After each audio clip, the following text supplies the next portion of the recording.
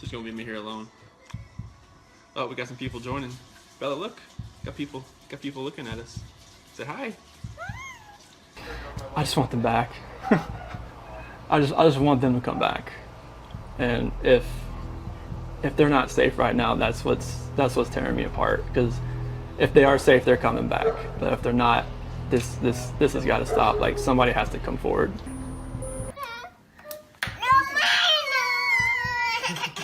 Girls.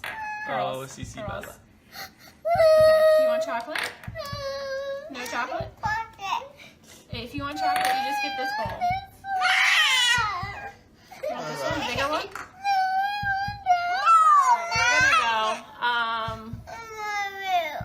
I love you too. This is the morning. This is why I love that I thrive. Objectively say that this is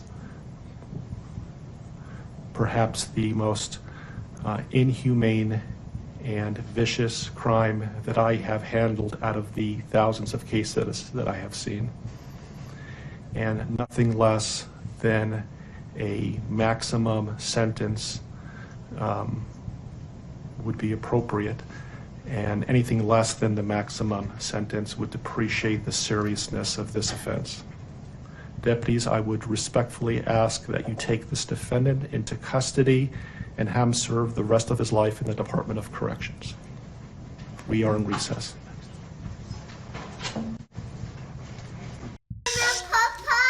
Tell me you love them. You're welcome. We love you.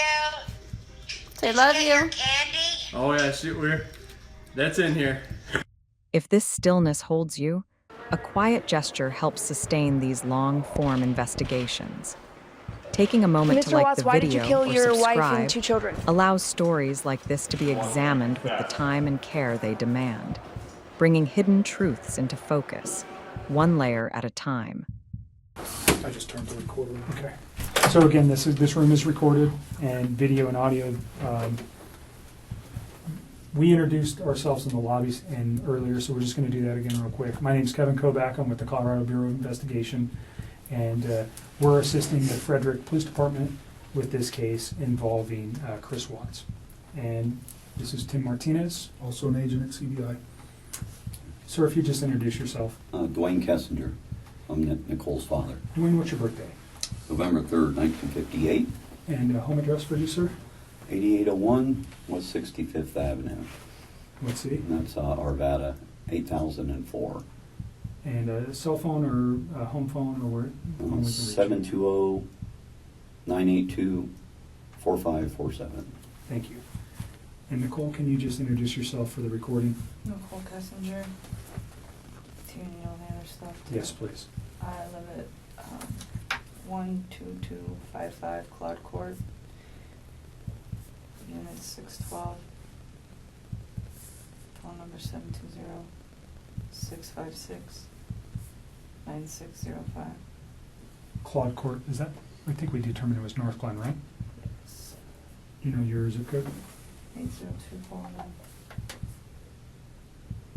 Okay. Can you speak up just a little bit so the recorder? I know you're tired and you're stressed, and we won't be here any longer than we have to be. You've already had a conversation with people before. You came here on your own free will to talk to us. We picked you up at your request and brought you here. You can get up and leave at any time. You don't have to talk to us. If there's a question you don't want to answer, don't answer it.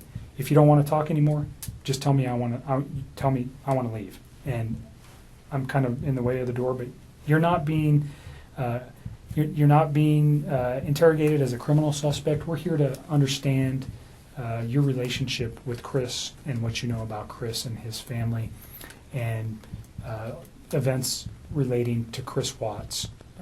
And do you know him as Chris or Christopher? Either one. Okay. So the phone number that you reached him on, can you tell me what that number was? I think I deleted that out of my phone too. I just cut him out of my life. It's a 910 number. You guys have it. We gave it to Mark yesterday. Yeah, I probably He'll have it, have but it. just in case. I don't have it If I anymore. recited it to you, would you know it? Just the first 3 numbers. But you know it as a 910 number? Yes, that's what I do know. I mean, That's what North Carolina or something. North Carolina. Okay. So let's just start with like a timeline of your getting to know Chris, how you guys met, where you met, all those things. And let's just run. And I'm not going to ask you specific questions unless I think it's necessary. I'll let you just tell me your story. I think it's a little bit easier that way. So I just want to know how you met him, where you met him, how long you guys were dating, and those kind of things initially. Okay. I think I met him sometime in June, probably early June. It might have been May. It was just talking at work. It was pretty casual. And he didn't have a wedding ring on his finger. And every time I talked to him, he didn't tell me that he was in a relationship. He didn't even mention his kids right away either. And then one day he told me that he had 2 kids. I was like, that's pretty cool. And started telling me about his kids. That sounded like a sarcastic comment. No, I thought it was kind of cute. I was like, oh, he's a dad. It was like right around Father's Day too. So whenever that is in June. Okay. Yeah. So I'm not that's- good with holidays. He told me he had kids, and then it was Father's Day shortly after Okay. that. So that's what I do now. And I was like, I thought it was cute. And then he's telling me about him. He's pretty excited about him. And then he mentioned that he did have a significant other. And then he told me that those 2 were in the process of a separation. Did he mention the children's name or his significant other's name? I didn't know his significant other's name for a while. And then I think he told me his kids' names pretty quick, but to be honest with you, on an exact date of when that happened, I don't know. So in May and June, first of all, where do you work? I work at Anadarko Petroleum Corporation. I'm contracted to Anadarko Petroleum Corporation Okay, and you work out of an office setting where? in Platteville, Colorado. Okay. And Chris also works out of that location, per Yes. se. Yes. He's in the field, but he comes into the office with his team. So you work, what is your job responsibility? I do health, safety, and environment. Okay, so you work in the office and you take care of health safety for, Anadarko is an oil and gas company, right? Yes. So you're doing health safety in the office and Chris works in the field Yes. as a, what kind of job does he do? He's an operator, so I don't know like all of his daily duties, but he's a field operator, so he works with like the oil wells. So he goes out and does work on those, whatever Yes. that work might be, but he comes into the office frequent. In the or- mornings, his team meets in the mornings. They're not all in there every day. Some days some of them are in there, some days other ones are in there, but in the mornings typically from like 6:15 to probably 7, somewhere around there. And is that where you met Chris? Yes. Okay. So can you just take us through kind of a little bit of the early part of how he courted you or you courted him? I don't know which one happened. How you guys got to know each other? I guess we just started talking. He actually, so part of my job is to manage the gas monitors that we have. So Anadarko requires all of their field personnel to carry like gas monitor sensors for toxic gases, and it's my job to control the inventory, any issues, anything like that. And we were having some pretty serious like equipment issues, and we had numerous amounts of people coming in my office one day, and he happened to be one of them. And I'd seen him before, like they meet in the lunchroom, and that's where I go put my lunch in the fridge. So I'd seen him, but I didn't ever like talk to him. So that day we just started talking, and then every time I saw him in the hallway after that, and it was always hit or miss, like it wasn't an everyday thing, it was just when I saw him, we just started talking, and we just kind of had a lot in common and just hit it off, so we'd always have, pretty good conversations, and then, I don't know, one day he told me that he had kids and started talking about his kids, and then mentioned, yes, that I have a wife, but we're getting separated. I said, okay. And then When do you think that was? when he said all that, So specifically when he told you he was getting separated from his wife, was that within the first couple of weeks that you knew him, or was that later on? You said you met him around May or June. yeah, it was still in June. Okay. It would have been before Father's Day. So had you guys ever gone out on any kind of No. date at that time? You just No. were conversing at work? Yeah, that's all it was. And then, I don't know, we started hanging out. We hung out. We went to a park. Hung out at a park. Let's go back real quick. So why did he tell you that he was getting a divorce? Did he ask you out at that time? No, he didn't. I think he was probably interested in me. And so he talked to me a couple times via his work phone, and I was like, no. Like, it was still very, like, friendly conversation. But then when I realized, like, this man is interested in me, I'm interested in him, this is personal, so we got away from the Anadarko thing because I really don't want those guys affiliated with any of this. And So you have a work phone that specifically... no, I have one phone that I do both on. He has two phones. Okay, so he had your phone, the 720-656. That's the only number that I roll with all the time. Okay, So he has two phones. all right. One of those owned by Anadarko and Yes, one sir. personal. Yes, sir. Do you know what his Anadarko phone number was?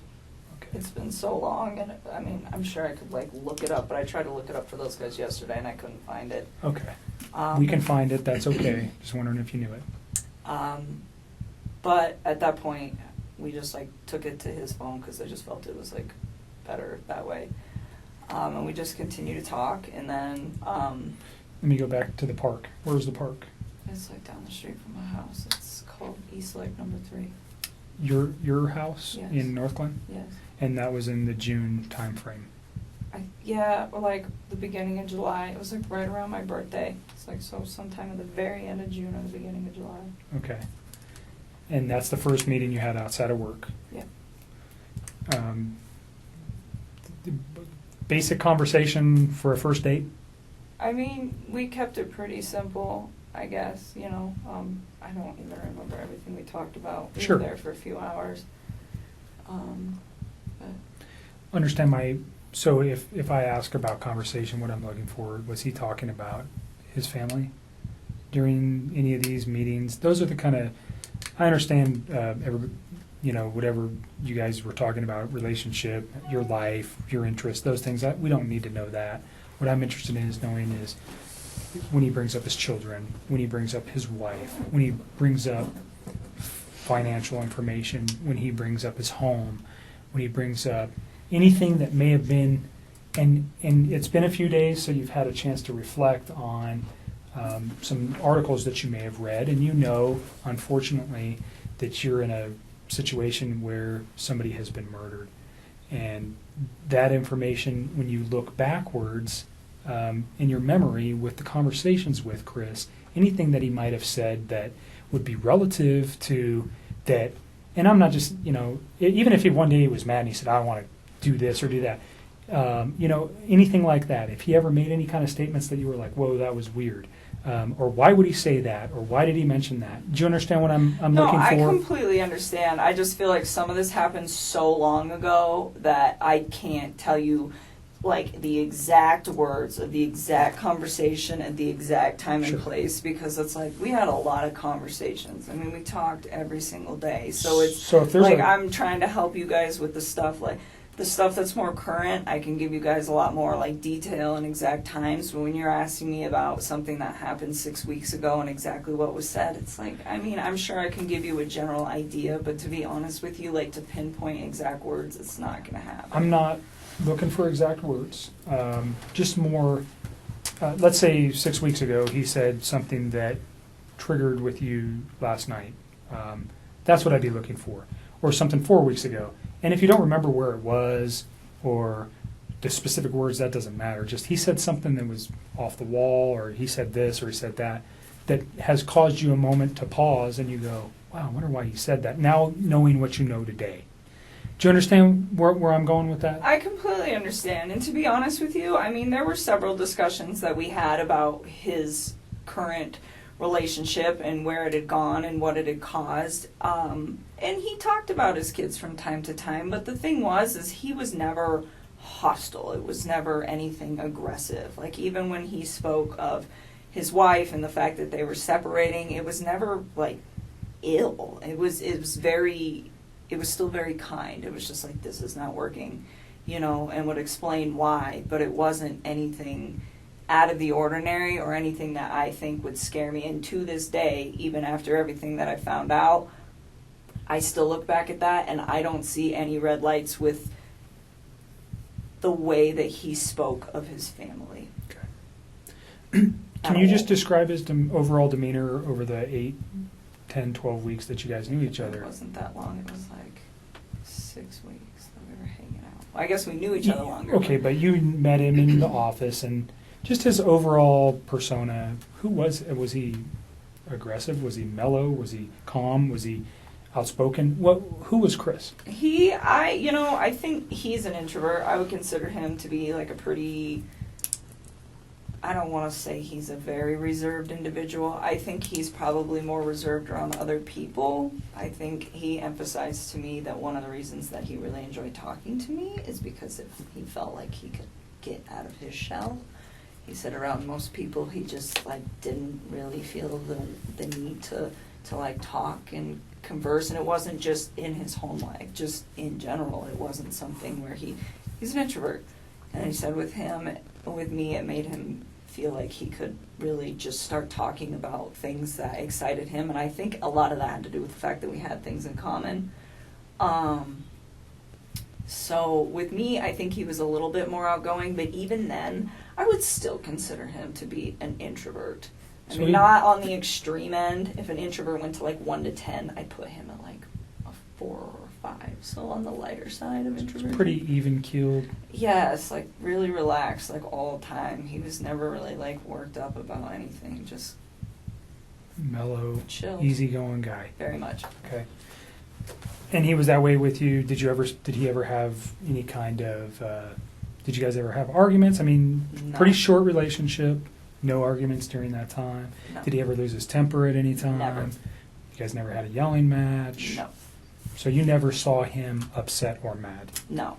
And there was a couple times that we had some disagreements on things that as we like further progressed into this story, but it was never like, I am very calm when I talk to people. It's like extremely rational when I handle situations that there's a disagreement in, and he always was the exact same way. Like always. Like I never stressed anything. I think one thing that actually kind of drew me to him was the fact that he was like very open with communicating with me if there were any like differences on how we saw things or just like open-minded about things. It was actually, I personally thought it was kind of unique because usually most of the men that I've ever met are typically very closed off, and I didn't get that from him at all. But it was always like kind, very kind. So no sense that this guy had a temper or Not at was aggressive, or he never lost his mind and yelled and said crazy stuff or anything like that? Okay. No. So can we just kind of go back to your relationship? You say you guys had a lot in common. What was that? Oh, I mean, like, we were both really into fitness. I think that's important. It's a lifestyle. Both of us ate pretty healthy, so I think that was important as well. He's like a total gearhead. He likes cars a lot, and I don't know nearly as much about them, but it's always been something that I've been pretty interested in, so we definitely talk about stuff like that. And I guess he was always willing to like learn new stuff, and vice versa. Like I like to travel a lot, and it's not something that he's done a lot, but he seemed like really interested in what I had to share with him, and vice versa. So even if it wasn't something that we originally had in common together, it was just like, hey, I respect what you have to say, and vice versa. So you guys just yin and yang. You got along pretty well. Very well. And no time, he never gave you an indication that None. that he was having issues. So during your guys' dating time, did you guys spend most of the time at your place? Always. Okay, always at your place. Or we'd go out, but I told Mark yesterday, he asked me if I went over there, and I told him about one time that I went over to that house. I've been to that house twice, but it was very, very brief, and it was not like an extended stay. I did not feel comfortable there, or like, I just didn't want to be there. It's not my life. Like, that is somebody else's life and somebody else's existence, and I respect that. That's their space. And so I used to tell him, well, come to my house because this is our space. This is my space.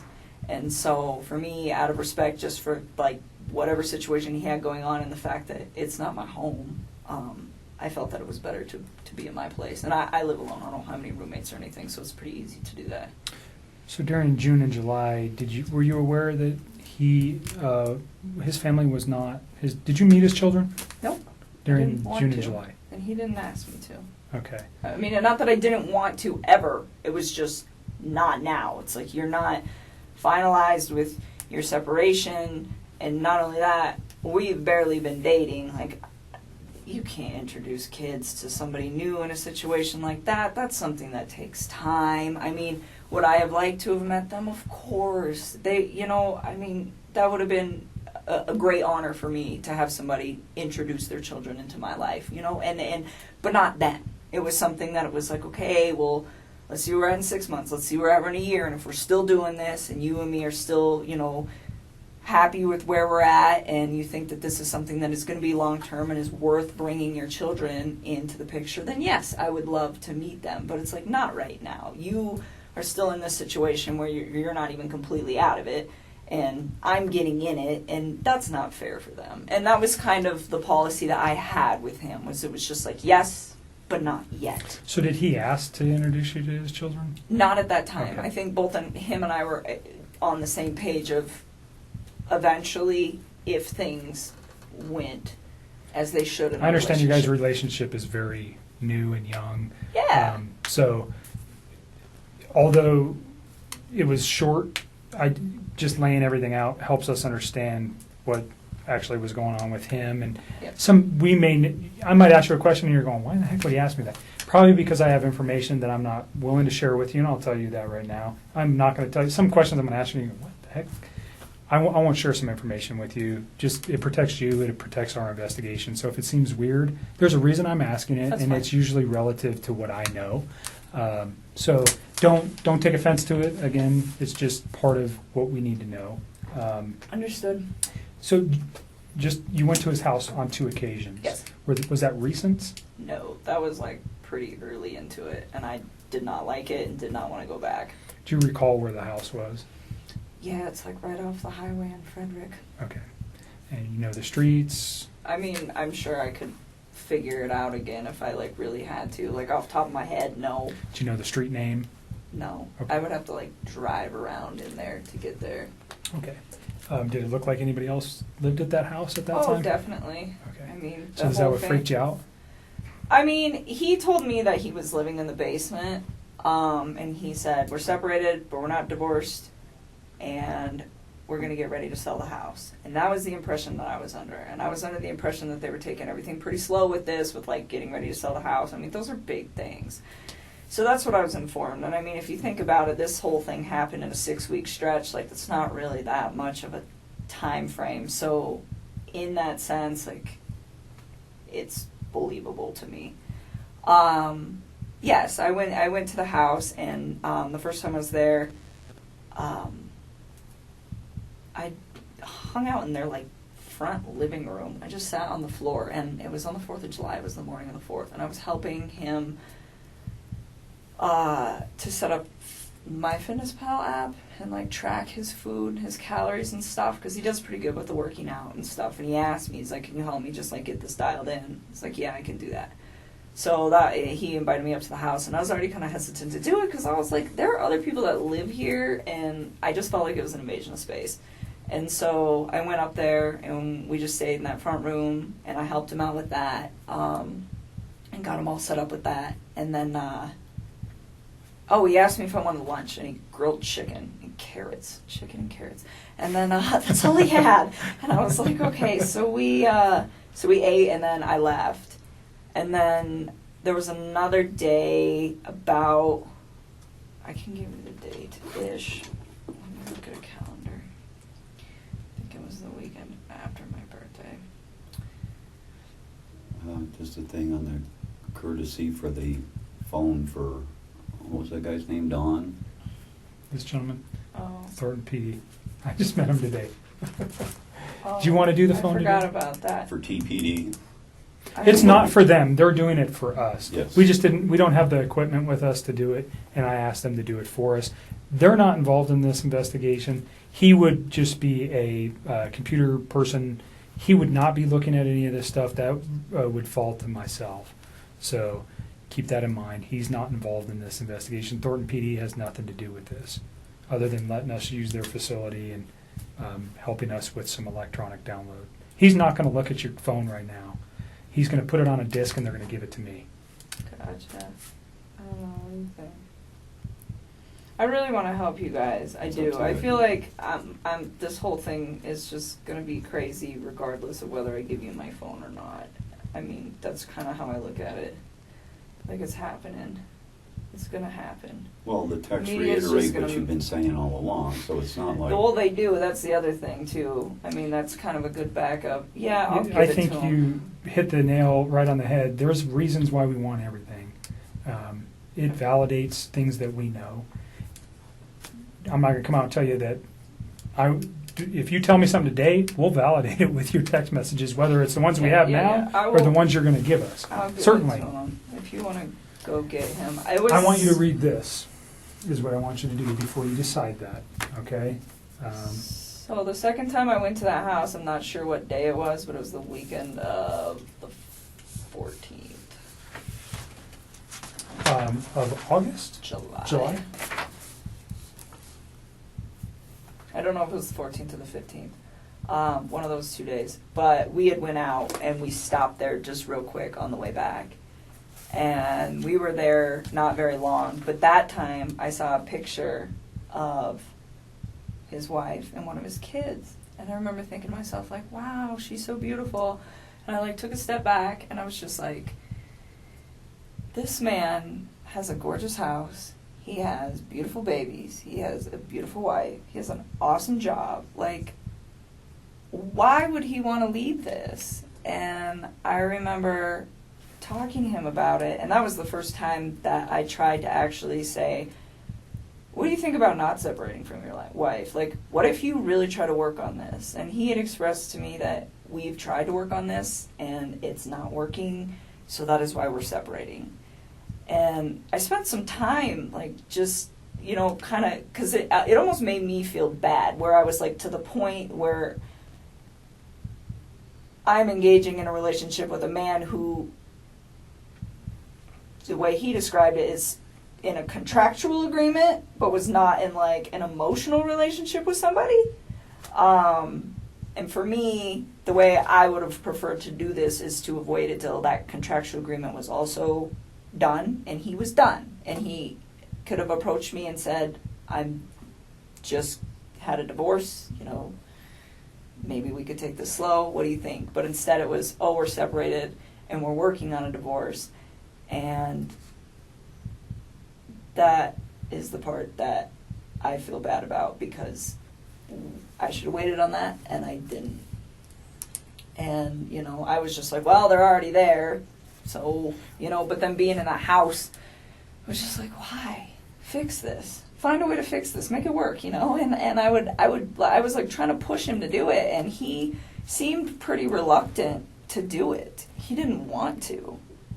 And, I don't know, we were still seeing each other fairly frequently, but I kind of like backed away so we weren't hanging out quite as much, and we were still close, but it was just, like, I really wanted him to try. Like, I wanted to know that he tried and it didn't work, and then he moved on, not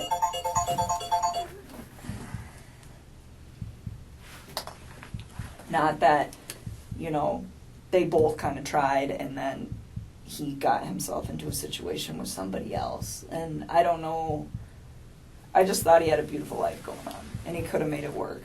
That was the way I looked at it from the outside. So is this something you reflected on since this event, or was this you? No, I was doing it then. Like You said this doesn't look right. He's kind of, I don't want to be responsible for breaking up a marriage, especially with 2 children. Is that kind of the gist I'm getting here? I didn't think it didn't look right. I mean, I think he was legitimately sleeping in the basement, and I didn't think that these two were, I mean, I think it was like, hey, we're both stuck in this house for now. We got to sell this. In the meantime, you live here, I live here. We sleep in different rooms, take care of the kids. That's just like kind of how I took that. And no, I didn't think it didn't look right. I just thought it just seemed like he had so much going on, and it was just beautiful that I was like, why don't you just try this out, you know, and see if you can fix it. And he'd always be like, well, what about us? What about us? I'm like, don't worry about us. Like, that is more important. Like, try to see if you can, like, salvage whatever it is that you have going on with your wife. And you know, I always got the impression that he was a great father to his kids, like, always. And so, you know, I was like, and be the dad that you want to be. I was looking to see if you can make it work. And he just, like, we kind of talked about it off and on for, like, a few weeks. And I was just kind of like, I don't know. Like, I think I was kind of, like, cold feeting about it after I went over his house. And so this was, like, pretty early on. And then he told me that, he went to North Carolina. And he was like, I'm going to talk to her when I'm in North Carolina and see if I can get her to do this. To, like, try to, like, rekindle the flame. Okay, so try to salvage his relationship as you've been asking him Yes, to do. and then if he When decided... did he go to North Carolina? I think it was, like, the last week of July, somewhere around there. Okay. So, I mean, this was, like, a couple weeks that I was just kind of, like, trying to push him to do that. Let's pause at North Carolina, and we'll come back to that real quick. I want you to read this. If you don't understand what it means, then ask me the question. But basically what it says is you have the right not to let me look at your phone. I'm asking to look at your phone for the purposes we previously discussed, for the text messages and your phone log, and unfortunately the photos that are attached therein too. That information is only relative to this investigation. I'm not looking at anything else except for the conversations between you and Chris Watts, and the phone data between you and Chris Watts for phone calls, for times and dates for those phone calls. And then the content of the text messages that are there. And we'll write that specifically down here. Understand that... I don't want anybody to get some of those texts. Like, they have nothing to do with this case, and they're just like... Between you and Chris? Yes, they're just... So just tell me what you're... They're just kind of raunchy. Like, Okay, I well, don't need anybody... everybody's an adult. I don't need that posted, like, We're not going to somewhere... post it. I don't want the newspapers to get that. That's all I want. The I just only need ones them that to we would not be get looking that. for, again, is the same kind of questions we're getting to here, is things about his children, things about his wife, the questioning of, did he ever, has he ever said something to you that might indicate, maybe not then, but now, that there was something like this in his mind? Or you know what we're looking for. I don't need to come out and tell you that. I understand the embarrassment of particular photos or potential sexual types of conversations you may have had with Chris. It's not relative to the investigation. We don't care. Okay, you're an adult. I'm an adult. Everybody in this room, even your dad, and I give it to you for saying that stuff in front of your dad, because I'm not sure many women could do that. So that's not what we're after. We're after the information that corroborates things that you've told us, and also that corroborates or may tend to prove that things that Chris told us were a lie. You understand that? And that's maybe going a little bit far. I usually won't tell people that, but because of your reservations, that's what I'm looking for. If I can disprove something he's told me by a phone records don't lie. People do. Okay? So if I can disprove something that may be important, that's what I need it for. I'm not saying I can. Has it happened before? Absolutely. Is it critical in cases that I've worked in the past? Yes. So that's why I want it. Okay? Again, you don't have to give it to me. You can tell me, I don't want you to have it. Go get a warrant. I'm not even going to tell you if I go try to get a warrant right now. I'm just asking for you to consent. And again, we can write right here what you're willing to give me, which is the text messages and the phone log. And unfortunately, again, the attachments on some of those text messages. And I'll write it on there, and then you'll just sign it. Okay? Do you understand the questions there? Do you have questions about any of the things that it says? You understand you don't have to do this. You're doing it of your own free will.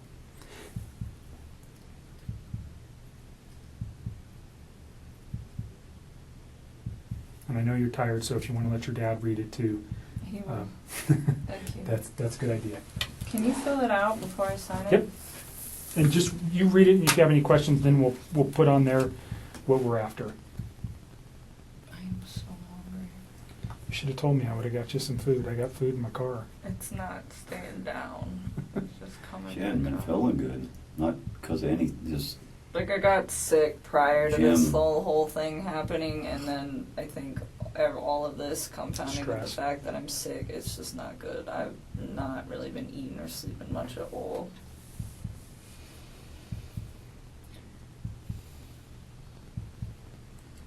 Yeah, I'm with you. We definitely need to accelerate the case because the more it takes, the less sure that they are of situations. But on the other end, I think if you do just that only, You tell me what you're willing to provide to me, and we'll is write that it good on. enough? I just want, like, our text conversation, and then, I guess, our phone call records. So I'm going to put. So the time and date of the phone call records, and then our text message. Text. Could we get photos of him? Huh? Could we get photos of him? Off of Would you that? mind if we got his photos that he sent to you? Oh, well, they'll be in that text message thing. So all his photos were sent. There was no apps or anything else you No, used that you no, guys no, were no, sending. It was no. all just text messages. Yeah, Okay. So it'd be an attachment to a text that he sent you. pretty much. But Everything is in the text and the phone call records. so Like, all of it. because we don't have it on tape, we discussed prior to turning the tape on Tuesday, which would have been the 14th of August. You had read some newspaper articles on the 13th and the 14th that regarded this case. You had also had a conversation with Chris at some point during the day on Monday. And on Tuesday, because of what you found, specifically what you said was, and don't let me put words in your mouth, but you found out that his wife was pregnant. And yes. And you did not know that prior. And you found that out via the newspaper articles, and that caused you concern. Well, I just realized that he was lying to me, and I was like, well, if you can lie to me about this, what else are you lying to me about? And it made me realize that maybe his wife was in danger at that point, and it was day two, and she still wasn't home. What did that cause you to do with your phone, though? Oh, what, when I deleted those? I was just kind of grossed out by him, to be honest with you. I was just like, I don't know what's going on right now, but you just lied to me, and I don't want to see this come over my phone anymore. So I removed it. So you you already said, but you removed text messages. I deleted all of his stuff because he lied to me. I mean, that's what it was. It was the hurt that made me delete it, and then it was the lie that made me start questioning everything else he'd been telling me for the last few days. And that's when you decided to come forward. Yes. Okay. So just for context, Yes. when people delete stuff off phones, usually we go, No, hold on no, a second. no, no. It And wasn't that's why I malicious wanted, at right. all. It And I'm wasn't not saying it's malicious at all. He lied to me. It just hurt. Like, I had never felt like he'd ever lied to me before. And it was a big lie. I mean, Right. telling somebody that you're in the midst of a divorce and then you have a wife that has a 15-week-old baby on the way is a huge, huge thing. And I was very taken back, and it was hurt. And so at that point, I deleted it. I had a few more quick things to say to him, and then I just got rid of him. That's literally what I did. I just cut him out of my life. It would have honestly been like a bad breakup kind of thing. Like, if none of this other stuff would have happened, that's what it would have been. That would have been the end of it. The information was not destroyed because there was anything in there that would be harmful to you or potentially to Chris at this point, but harmful to you in particular. That's not why you did it. No. You did it out of, excuse my language, this guy's an asshole, so I'm getting rid of him, and I'm getting this stuff off my phone. That was like me kicking him out of my life. Okay. And then, like I said, and then realizing that he lied, that was when I was like, okay, maybe his family is in danger and they're not coming back and they're not staying with a friend. Yeah, when did I go over there? Tuesday morning? Wednesday morning. Wednesday. I called you Wednesday morning. That's when we started discussing you guys need to get everything that it just, You can understand the importance of, oh, no question, we were, like I said, people lie, phone records don't, and they really help specifically establish dates and times. I think we have a very good grip on that in this case already, but there may be a time when we go, we need to know something else, and then we would have it. We don't want to lose it. And that's really what it is for us, is if we lose information that later on we go, man, I wish we would have got that. And we may never even use these. We may never even look at them. But if we have it now, then we don't worry about losing it. So I appreciate you being cooperative and giving it to us. Yeah. So the first thing I wrote was text messages between Chris Watts and attachments. Okay, so because we're talking about the photographs, unfortunately, that cause you much disdain. And then I am going to put phone log for calls between yourself and Chris Watts. Your phone number is 720. 656 9605.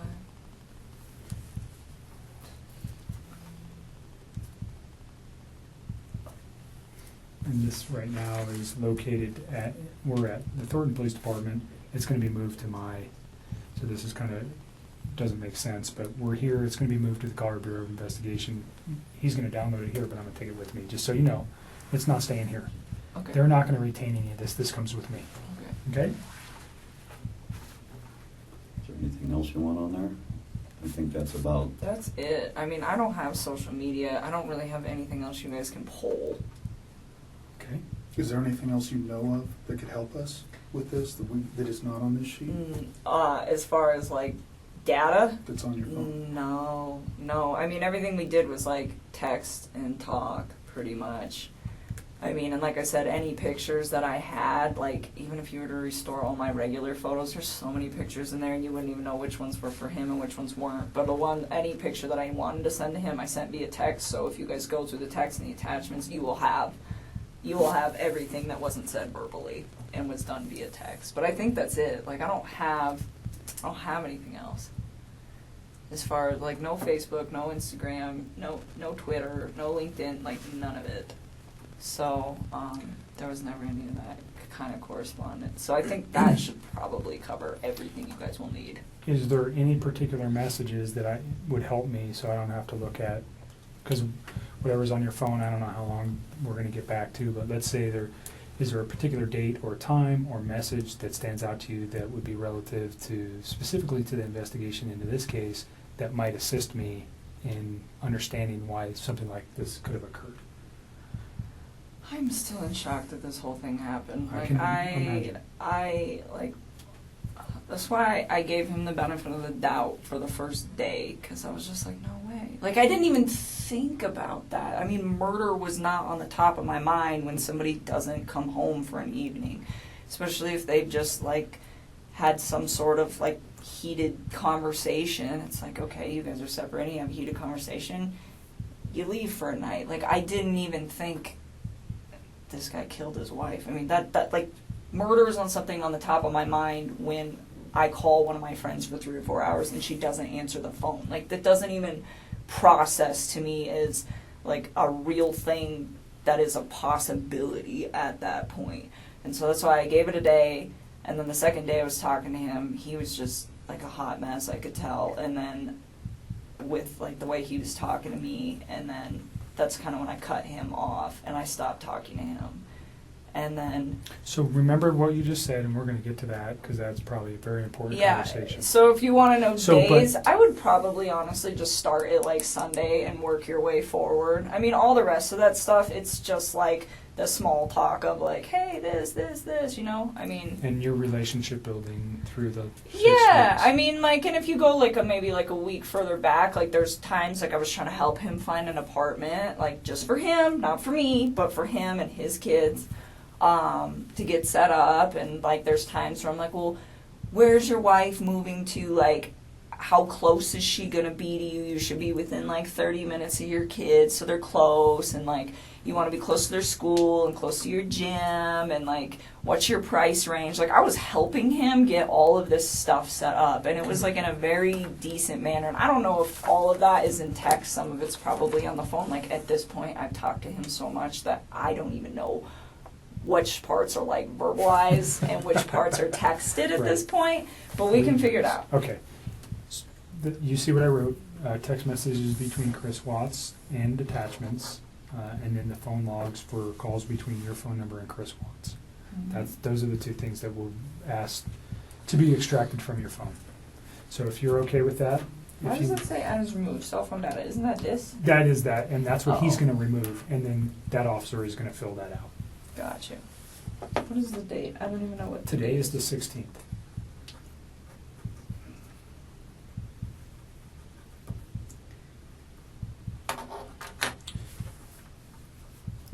You want to add anything to this? If you give us Oh, your other phone, we'll than get him we- started. Yeah, we want to give you everything, but we also want to be protected in doing so. Is more of the Sure. thing. It's just And when he's done, we'll give you a copy Is there a of this. password or anything, like, will it lock up after a Yeah. period of time? Yeah. Right here. that's what it knows. And Make sure there's nothing written on the back. There's not. I checked before I read it off. Let's go back to North Carolina. Okay. He went to North Carolina, and he was trying to rehab his marriage with his wife. He Do said. you he know was- her name at this point? Yeah. Okay. Are you okay saying her name? It's Shanann. All right. And do you know the children's name? Yes, it's Bella and Celeste. Okay. Cece. She went by, they called her Cece? Mhm. All right. So he went to, were they in North Carolina They were already already? there. If you want something. I don't know if my stomach will do that. Yeah, they were already out there. He just flew out there to meet up. Do you know why they were there? They're all from there. Okay, so they were there They for... were visiting her family for the most part until he got there, and then they still were mostly visiting her family. Okay. Hey, do you know how long they had been there? A while, like weeks. All right. And he flew out to join his family there. Yep. Did you know specifically where he flew to? What airport? No. What city? No, not off the top of my head. Okay. I'm sure if I thought real hard, maybe I could think about it, but I mean, come up with it. No, I don't know. All right. So he goes there. You said it was like the last week of July? I think so. I think it was like one of the last days of July. I'm almost positive. I think it was a weekday. Okay. Yeah, he flew out there, and I thought I had like convinced him to like try to make peace with her, and I was like, if you guys work on this, like, I'm out. Because what's the point? Like, I'm not trying to be with somebody that's in another relationship, which I know that sounds silly given the whole relationship that we had in the first place, but I really was under the impression that they were separating. I mean, it was like reiterated to me so many times that that's what I thought it was. And it made sense to me too because, like, he could pretty much call me whenever he wanted. Like, I was the one that would tell him, like, hey, when your kids are awake, you need to spend time with your kids. Like, do that. And then after they go to bed, like, if you want to talk to me, you can talk to me. But it was never like this super, super restricted thing. Like, sometimes, like, right after work, if I was, like, still talking to him, I'd get kind of bummed out. And I tell him, just like, oh, it's frustrating sometimes, like, having to, like, wait. But at the same time, I was never like, this is horrible, or, it was always like, I understood why. But then once his kids were asleep, he never, like, had any... It was like he could do what he wanted. Do you know what I'm saying? Like, Sure. He was in his basement, and she's upstairs, and they're not speaking. So it kind of made sense. It wasn't like... And you guys were sneaky just at night. texting and... Or talking or whatever, Right. I mean, and it was like I said, it was at certain times, but that time, and originally it wasn't, but it was me that put that time frame on there because I thought he should hang out with his kids. Those 2 times you were at his house, did you see any evidence of that, him living in the basement? Did he ever show you that area or anything? I've seen it, yeah, I went down there and saw his little workout equipment, and there's a bed down there all set up, and the basement was all clean and organized and stuff, so... like a decent bed set up, so it made sense to me. Like, hey, this is what's happening down here. So I saw it. Even though his family was in North Carolina for multiple weeks, it appeared that he was still living in the basement. Mhm. Hmm. Well, and he told me sometimes he would like go upstairs and sleep if like he was home alone, because I know she'd like go on business trips and stuff. But he's like, I don't like that bed anyway, so he didn't really like sleep up there. I was like, okay. Even when it was just him. So Okay. that was the impression that I got. were you talking about? North Carolina. Go back to North Carolina. So, North Carolina. So, he still made very frequent communication with me when he was out there. And at one point, he told me that they sat down and they talked about it. And he told her that he wanted to either fix things or, like, to try to fix things. And if she didn't want to fix them, then they needed to, like, move forward with the separation and, like, actually file for a divorce at this point was the impression that I got from this and was what he told me. And so, he said that she was, like, pretty receptive to just not trying. He was like, she seemed like she just wants me to go. He's like, when she has her mind made up, she has her mind made up, and that's what she wants. And he's like, she doesn't want to try anymore. And he's like, and neither do I really. And he was like, it's done. And he's like, and then the next day, I don't even know what days these were. Sometime when he was out there, he told me, we're putting the house up for sale as soon as we get back. And I was like, well, that was quick. And he was like, it's her. She's ready to go. And I was like, okay. And so I left it at that. And then he got back, and I started asking him, like, what are you going to do? Because the Colorado housing market is fire, and you guys are going to sell this house, like, real fast. And I'm like, you need to start looking for a new place to live. And I'm like, where do you want to live? And I was really trying to help him out. I'm like, do you want to get a house? Do you want 3 bedrooms so you have one and each of your girls have one? I'm like, do you want to, you know, like, do an apartment? Like, what do you want? You know, where do you want to live? Because he's in Frederick, but that whole area over there is just like a bunch of small towns, and you can kind of just pick and choose. Everything's kind of, you know, and so he told me, well, I like Brighton, and I was like, okay. And then he told me he wanted a 2-bedroom apartment, and he said he wanted 1 room for him and the other room for his 2 girls. And I thought it was kind of cute. Like, I remember telling him, I was like, yeah, me and my sister had bunk beds, like, at my dad's house. And I was like, when we were little girls, and me and my sister the same age apart as him and as his 2 daughters, you know. So I told him, I was like, they're going to love it. I was like, they might be, like, stuck in one room together. I was like, but they'll become, like, best buddies. And it was really exciting. Like, I liked helping him, and I just wanted him to, like, I don't know.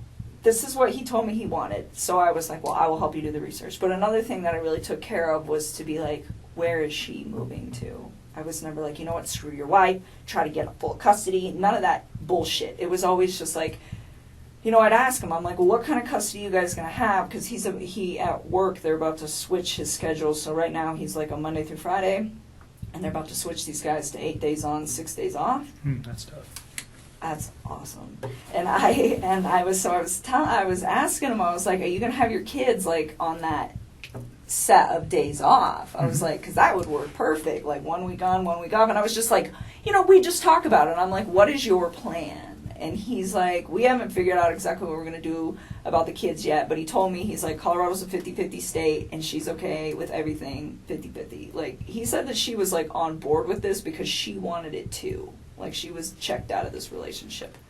So that was, like, how he made this sound. That it was, like, a very, like, kosher, we're done kind of thing. Did you ever give him, like, books or articles or anything to read about saving your marriage?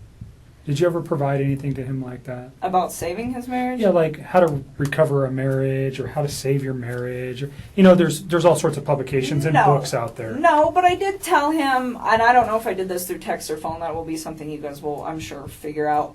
But I told him a few times, like, I think that you should take the time to read some articles about what separation does to kids. You know, and I told him, I said, when my parents separated, we were literally like 3 and 5. We were almost the exact same age as these little girls. And I told him, I said, you know, I was so young when it happened that it didn't really have like a big negative effect on me because I was so small that I didn't really process it too well. I was like, but I do have cousins that their parents got divorced when they were like 10, 11, and I think that it hit them a little harder. You know, and he's like, oh, they'll be fine, you know, and I told him, I was like, even though they're small and you think that they'll be fine, I was like, I think you guys should just read about it just so that you guys are prepared in case, you know, one of these two starts having a hard time with the fact that you guys aren't in the same house anymore. you know, and I would tell him, I was like, you know, there's pros and cons to it, like, because he was like getting ready to do it, and it would be like, you know, it's kind of cool having 2 Christmases, and, you know, like, your parents get to go, you know, be happy doing whatever it is they want to do with their lives, and they don't have to be in a situation that's probably not good for the kids because it's not good for those 2, you know. But at the same time, it was like, just read. Like, that's what I always used to tell him. I'd always tell him to, like, I tell people to read about everything. Reading is so good for you. So he, at this time, is telling you that, yeah, I am the guy trying to save the marriage and she doesn't want it. That's what he told me. So, and and then he was like, she doesn't want it, so I'm not going to do it. And then it was like, we're filing for divorce, we're selling the house, and this was like all as soon as they were coming back from North Carolina, like boom, boom, boom, boom, boom. Would you recall when he gets back from North Carolina? No, I don't even know how long he was out there. I know it was like less than 2 weeks and more than 1. Okay. I don't remember. So he comes back early August. Would that be fair? Oh yeah, it was definitely like in the first 2 weeks somewhere. All right. Probably the second week of August at some point in that. I don't remember when. Does his wife come back with him at that time, or does Yeah, he, they all came back. They all come back at the same They time. all came back. And then, yeah, so he continues to just, you know, tell me that this is like what he wants. And so I took the time, and you will see that in the text too, where I I found this apartment. It was perfect. It was so cute. I was like, it's in your price range. It's like 6 miles from the gym. It's 23 miles from work. I'm like, you know, it's super close to Frederick. It's going to be by your kid's school. Like, this is the spot, you know, and I told him, I was like, I'll keep looking for more places. And he's like, well, there's some that I want to go see too. And he actually had me thinking that he was going to go look at these places this week. Before all Okay, this. so this is fairly recent then, if we're this talking. just happened, like in the last. He's going to couple go weeks. look at apartments. He wanted me to go during, with him. When you say this week, are you saying Like this Monday this was week. the 13th?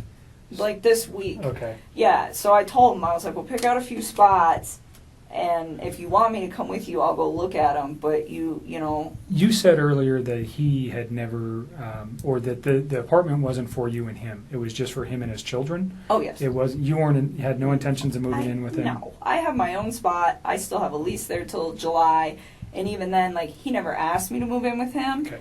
and I never tried to move in with him. I mean, I told him. I mean, I really try to take everything with this whole situation very slow. The only part that I screwed up on was the fact that he wasn't completely separated from her when him and I decided to spend time with each other. That is where I screwed up. But other than that, everything else, it was always like, you know, you build your life, I'm going to build my life, we will intertwine them, but I am not ready to, like, do this. And he respected that. And I even said that, and I don't know, that might be in the text, but said that too, where it's like, Chris, like, you need space. Like, you're just getting out of a divorce. Like, personally, I think jumping into a new relationship is a little quick. It's like, I was in a relationship earlier this year, and I think this is also a little quick. And I'm like, so why don't we take our time? And I'm like, if you guys end up doing a week on, a week off with your kids, I'm like, the week you have your kids, be with your children. And the week that you don't, I'm like, I don't even want to see you every day. I'm like, I think we should spend like a few days of that together. I'm like, because I like my space, and I think you need your space. I think you need your space to like develop your identity again and like get it back, because I think he's just been like so wrapped up in this whole thing that he's got in his own life and his life that he doesn't remember probably what it's like to like be single or have time where it's like just him. Sure. And so I was just like, you know, like, embrace that. I think it's a beautiful thing, and I really try to like take it smart with all that. And it was the same thing with his kids. I was just like, you know, like, and we talk about things every once in a while where I'd be like, hey, if I ever meet, you know, because like I have a lot of house plants. That's a good example. So I have a lot of house plants, and I told him, I was like, one day if I ever meet your kids, I was like, I'm gonna show these girls how to like paint pottery and plants. I was like, I think they would love to see something grow that they built. I think it would be really, really cute. And like little stuff like that, but it wasn't very frequent. It wasn't, hey, we should get married, and hey, we should have babies, and hey, I want to live with you, and hey, I need to meet your children now, and let's cut the mom out. It was never like that. And there was never any conversation about, you know, we can't do this with her around, we can't do this with the kids around. No. He never said that, you never said that. No. So the way you guys were trying to make this work was just, slowly trying to come together because of his current situation, and you, by your own account, Mine. I mean, I you're don't just wanna a independent person. It sounds like pretty much, Yeah. and but through text message or through conversation, he never said, "Hey, this isn't going to be financially able. I'm not going to be financially able to do this," or "This isn't a good thing. I got these kids." None of those conversations ever came up. No, I mean, he told me like he had a budget restriction. So for his apartment, and I'm pretty sure this is in the text, and this will probably be in the last couple weeks. He told me $1,100 to $1,400 when I was asking him, like, because I told him I'd help him do homework. I was like, "You do some homework, I'll do some homework. We'll knock this out because if you guys are for real putting the house up, you got to figure it out." And so that was his budget. And I remember asking him, I was like, "You sure you don't want to just get like a house?" And he's like, "I never thought about a house." I'm like, "Yeah, you can rent houses, man. Like, it's a thing." And he's just like, "I don't know if I can afford that." And I was like, "Okay." And I knew that those two had been through some financial trouble. I definitely found out a lot more about that situation in the newspaper recently. Okay, so prior to the newspaper, how did you know he was in financial difficulty? Because when I went to that house, everything in there is very, very, very, very nice. It looks like it all comes with a very expensive price tag. And I didn't say anything to him about it, but I could kind of tell then where I was like just looking at everything like, how do you guys afford this? And then he has that car. I don't even know how much that car costs, but I bet it's what car is that it? Lexus. I'm sure that thing costs like $80,000, but just like money. Like everything just looked like it costs a lot of money in that house. You probably have a decent idea of how much money he makes. Yeah, and it's not enough money to pay for all that. Not even close. Did you have any idea of what Shanann did for a living or how much money she might have made? I mean, I had an idea. I would consider her like a sales rep. I don't know how else to describe that. For the company that she worked for. And I don't know exactly how much she made. He said that she was really competitive and she liked to try to keep up with him. He's like, she gets close sometimes. So I don't know how much those two brought in. I mean, off the top of my head, if I could guess, probably somewhere around like $140K a year. I mean, I don't know. Because I don't know exactly how much he makes. And I don't know exactly how much she makes. But based just off of like what I know about the oil field, like, yeah, I would say that's probably an accurate estimate. So even if they're making, let's just use the figure $100,000, they're living above their means or below their means? Oh my God, like, way too much. Way Did he ever too- discuss with you any of those issues? I mean, a little. I mean, I didn't know about the bankruptcy or any of that until I read on the newspaper about that. But I think he was really frustrated with the situation. He told me, he's like, I feel like my paycheck goes in my bank account and I just watch it go like this. He's like, but it doesn't have to. He's like, she makes it like that. And I was So just was like, he resentful for that? I don't know if he was resentful. I just think he was frustrated by the fact that they could be doing a lot better financially, and she, from the vibe that I got, had really bad spending habits. So she was a spender. The car hers or his? I think it's hers. Okay. I'm pretty sure that that's hers. Do you know what other car they might have? Well, I mean, his APC pickup truck. And that's it, I think. That's owned by Anadarko, though, right? Yeah. But so I don't think they own any other vehicles as far as I know. I think it's just that thing. And Anadarko doesn't allow him to drive that on his own personal time, right? No. So he's just got one vehicle. Yep. And it's a very expensive Lexus. And then they live in a pretty expensive house. It's a huge house. Yeah. I was very taken back when I saw it. I was just like, whoa. How? And then you the guys... fixtures inside caused you to pause. Everything was just like. And then you mentioned today you read something about bankruptcy. Yep. What did you read? That those guys filed bankruptcy for a lot of money in. Who are those guys? That couple. Okay. In 2015. Oh, Shanann and Chris. Thanks. Filed bankruptcy in 2015. Okay. And you said for a lot of money. Do you recall the amount? No, because it was different in each of the newspapers, and I don't know which one to believe. Okay. So, hundreds of thousands of dollars. So, yeah, I didn't know that. Let's go just back to him and the financial. He tells you he has a concern enough to at least express some something to you that he's frustrated with the way she spends, or he's upset with working so hard and never having any money, and she's kind of the responsible party for spending most of the money? I pretty much got that vibe. I mean, he just told me, he's like, we're house broke all the time. I was just like, that's unfortunate. And I asked him, I was like, do you have 401k? And he was like, yeah. And I mean, the reason I ask him this is because if I get in a relationship with somebody, I want to know, like, what kind of baggage that they have. I think that's important if I walk into a situation where I'm like, hey, I have good credit and I have all these things that I've been building, and you don't have your stuff together, like, what are we going to do with this? And it's important for your long-term You're smart. thing. So I'm preparing. And so I just asked him, I was like, well, do you have 401k? And he was like, yeah, I do have that. And then I asked him, I was like, I didn't ask him, like, how much debt they had or anything, but I just said, is your lifestyle sustainable? And he was like, no. And I was like, how long do you think that's going to take? He's like, I don't know, but it's not sustainable. Where did his girls go to school?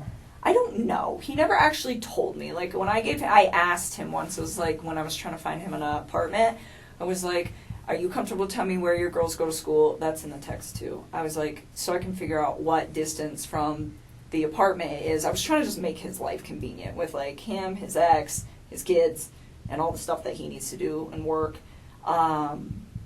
And he was like, don't worry about it. Their school's pretty centrally located, so anywhere in the area that we were discussing will be fine. And he just left it at that. So he didn't even tell me, which was fine. I respect that. Daycare is obviously very expensive for a 3 and 5 year old. Oh, yeah. Right? So I understand. did he ever bring did he ever discuss that? Never. Okay. Never. Like I said, the only financial thing he ever said is just like, she just likes to spend money, like a lot of it. So that was just kind of the vibe that I got from that, and that it was a lifestyle that she liked to live, like, very, like, materialistic kind of lifestyle. Wanted to Like, it project was- a certain image. Yes, all the time. And he said that was why they got that house too. It's like she wants everybody to think that we live a certain way and that we can, like, sustain all this stuff. And he's like, and we can't. And I told him, I said, when you're in those situations, why don't you, I'm like, do you like voice your concern about this? And he told me, he's like, when I try to talk to her, he's like, she's really bossy and she usually shuts me out. And he's like, when she does that, he's like, I just let it go. And I was just like, all right. I mean, I don't try to, like, interfere with how those two interact. But I did ask about it because I'm just curious, because I would never put myself in a situation where someone was like, you know what, we're going to live in this house that costs, like, double what we can afford, and that's how it's going to be, because I want everybody to think we're fancy. Because I wouldn't do that. I mean, to me, like, I wouldn't put up with somebody doing that to me. And I'm not saying that that's what she was doing. I mean, for all I know, he could have been completely lying about this. He could be the one spending all the money. Sure. You know? This is just what he told you. Exactly. So, I mean, that's as far as I can interpret it. So I can't be like, well, oh, she needs to do this and she needs to do that. But he voiced his concern where it's just like, financially, I'm in a very bad spot that I don't need to be in, but I'm stuck in. And that was kind of where he was at. So, but I mean, he was never, like, mean when he talked about her. He was never hostile, like, nothing like that. He just, I mean, very calmly, like, this is the situation. And I think the only reason that he even provided me with that information is because I asked. Okay. You said something about her being controlling or Bossy. bossy That's what he said. Bossy. in, like, all aspects of their life, or what? Do you know exactly what he meant by that? How that affected him? I think he was just saying when he voices his opinion, it's not her. Is the gist of that, which I thought, from what it sounded like from their separation, from them trying to separate, that was a big deal for him, where he was saying that the reason that they don't really get along anymore is because he feels like he's not heard. He says that he comes home from work and he tries to talk to her and she'll just be like, 1 minute, I'm on the phone. Or she'll, like, scroll through social media and she, like, doesn't acknowledge him. And he said that he'd addressed it with her a few times and they're calm. He said they don't really, like, fight. Like, they don't scream and yell. And he said he'd addressed it with her a few times, and he said it just fell on deaf ears. He's like, she just seems like she's not interested anymore. And I think it made him sad because, I mean, he was like all about his kids, and he seemed like he was trying to be all about her, but it just wasn't reciprocated. And I think at that point he was just like, they just kind of like fell apart. Okay. Just kind of drifted apart. Is that But was that your words or his? what that they Fell apart. those are mine. Okay. Those are mine.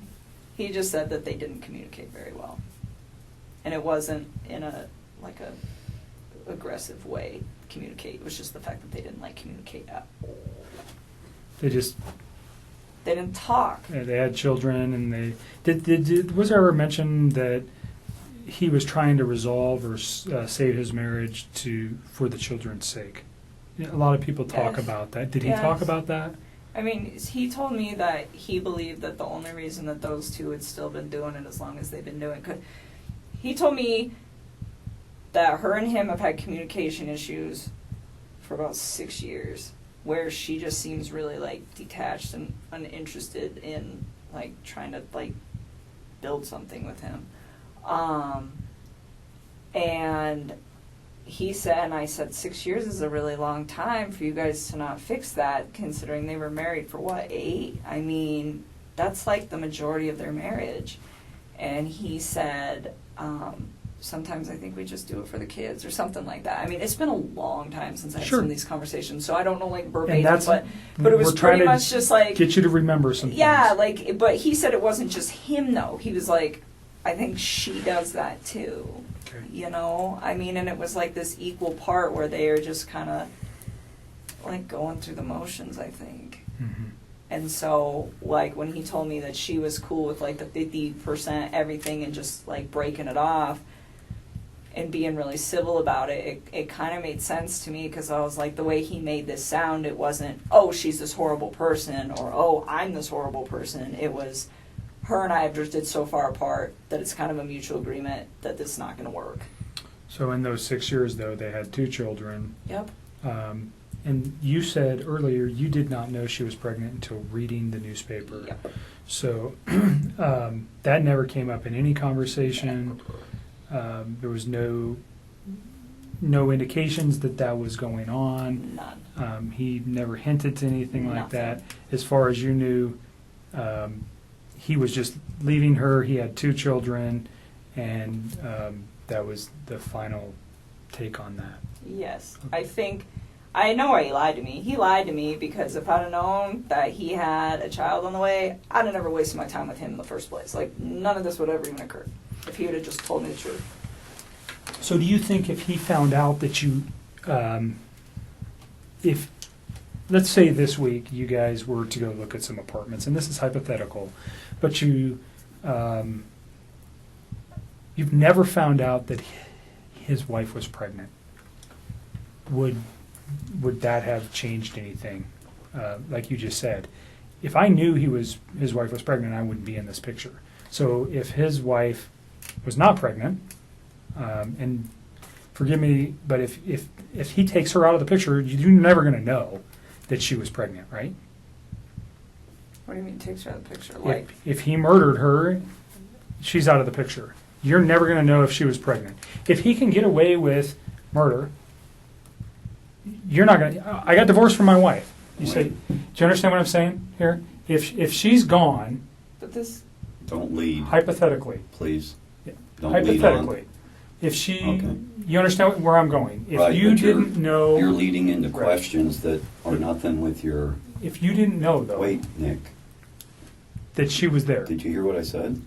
I'm following you. I just want her to answer a question that relates to, she said something that's important, that if he didn't have a child on the way, or if she didn't know that, she would have continued the relationship, right?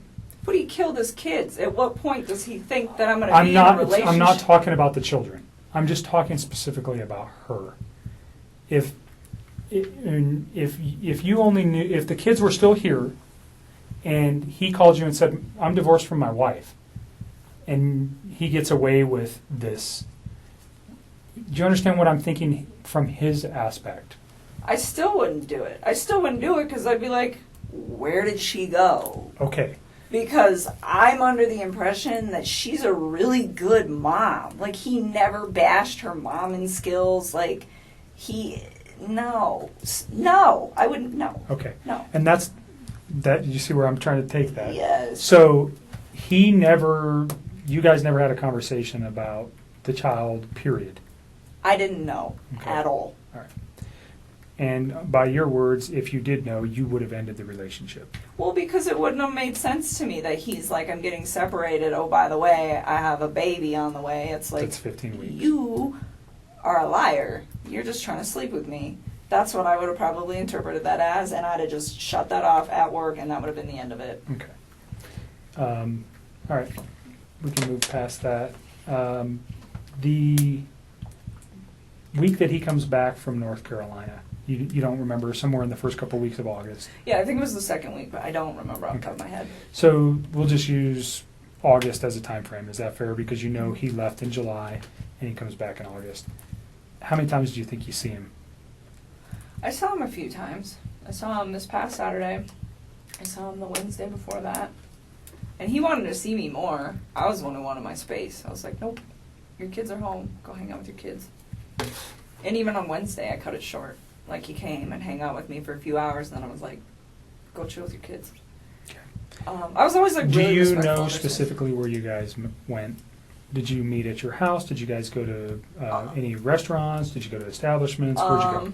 Last Wednesday, he came to my house, and this past Saturday, we went to, what's the name of that bar that we used to go to? It's not the same, the Lazy Dog, but it's the one off of 144th and I-25.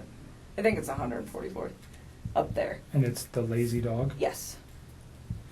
Did he ever mention a Rockies game that night? No, I don't think so. But the Broncos were playing, Okay.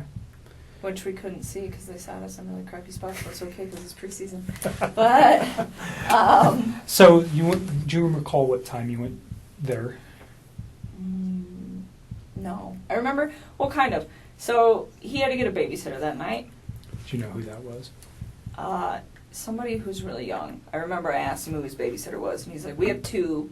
This girl's only 17, but the other one's out of town. So this girl's going to stay, and she doesn't do overnights, so I got to be back by 10. And I remember her saying that, and him saying that. And I don't know what time he got to my house. It was between, I want to say like 5:30. It might have been 5, but I don't think so, because I think the babysitter, if I remember correctly, showed up at like 4:30 or something, and he was like, I want to spend time getting my kids acclimated to her, and then I will come. So his children didn't even know her. Oh no, they knew her, but he was saying like he likes to like stay there for a little while he doesn't just like walk out the door when Okay. they show up. It's like a transitional thing. And so that's why I'm saying I don't know how long it was. I want to say like 5:30, and then he had to be back by 10, so he left at like 9 something to be back by 10. So he probably picks like- you up. What was he driving? No, he didn't pick me up. He came to my house. We drove my truck. Okay. So he gets to your house. You know what he was driving to get to your house? Off the top of my head, I don't remember. I'm pretty sure he usually drives that Lexus, but he doesn't always park it in my complex because the parking, there's not good spaces. So where you guys pick me up at, a lot of times he'll just park out there because there's room. Okay. So that kind of works so that because there's just not a lot of room in my apartment complex. But off the top of my head, I don't know what he was driving. What kind of truck do you drive? I drive a Toyota 4Runner. Okay. So you guys take your 4Runner to the Lazy Dog. Yep. And you said they sat you in crappy location. It's just Where a bad- were you inside the bar? When you walk in, you just hang a right, and we were like one of the first two booths on the right when you walk in the door. Okay. It's just not a good, it's a good spot, but just not for the TVs. And we actually went to the other Lazy Dog. We went to the one that you and me go to. Where's that at? Federal and 100 and 20th. it's 120th and Federal, and we went there, and they have a different menu, and I was like, I don't want to eat this food, so we should go to the other one. So initially you go to the 120th Yes. location. Did you And- actually get seated? Kind of, sort of. They were like cleaning off a table, and we were standing there just kind of looking at the beer menu and the food menu, and I was like, I don't want this. And so we left. 6 o'clock? Probably somewhere around there, 6:30, and then we left and went to the other one, and we ate dinner. And you're in like first or second booth, right to the right of the door. Uh-huh. I'm just asking because if they have video, we want to be able to verify that. Uh-huh. So that's why it's important. Uh-huh. And you're there for how long? I don't know. Probably we didn't stay for dessert, so I don't know. How long does the restaurant take? Like an hour and a half? I don't know. I've never been to the Lazy Dog. I don't know. Probably about an hour and a half, and then we went back to my house for a little bit. Hung out at my house for a little while, and then he had to leave, and then he left. Do you recall what time he left? Off the top of my head, no. I remember he was like gonna be late to be back at 10. I think there's a text message where he starts texting me when he's home at his house. Okay. So you can probably figure that out. And I remember I texted him back and I was like, damn, that was quick. Or wow, that was really quick. He's like, yeah, I even had time to stop at the ATM or stop at the gas station, stop somewhere to get money to pay the babysitter. Okay. And I was just like thinking like, well, that was really fast. But I think he was still like a little late coming back, but nothing too drastic. So he probably left my house like somewhere around 9:30ish. All right. And you know, he goes straight home. He texts you. Well, I was already home. Right. No, he texts you. He goes straight home from your house, and he texts you that he's home. Mm-hmm. So that should be in your text message. It should be. I'm pretty positive that was not a phone call. I'm almost positive that was a text. Sometimes I get them flip-flop, or I don't remember, but That's sometimes I know. I'm pretty sure that one was a text. Saturday, during your dinner, what kind of conversation did you guys have? I don't even remember.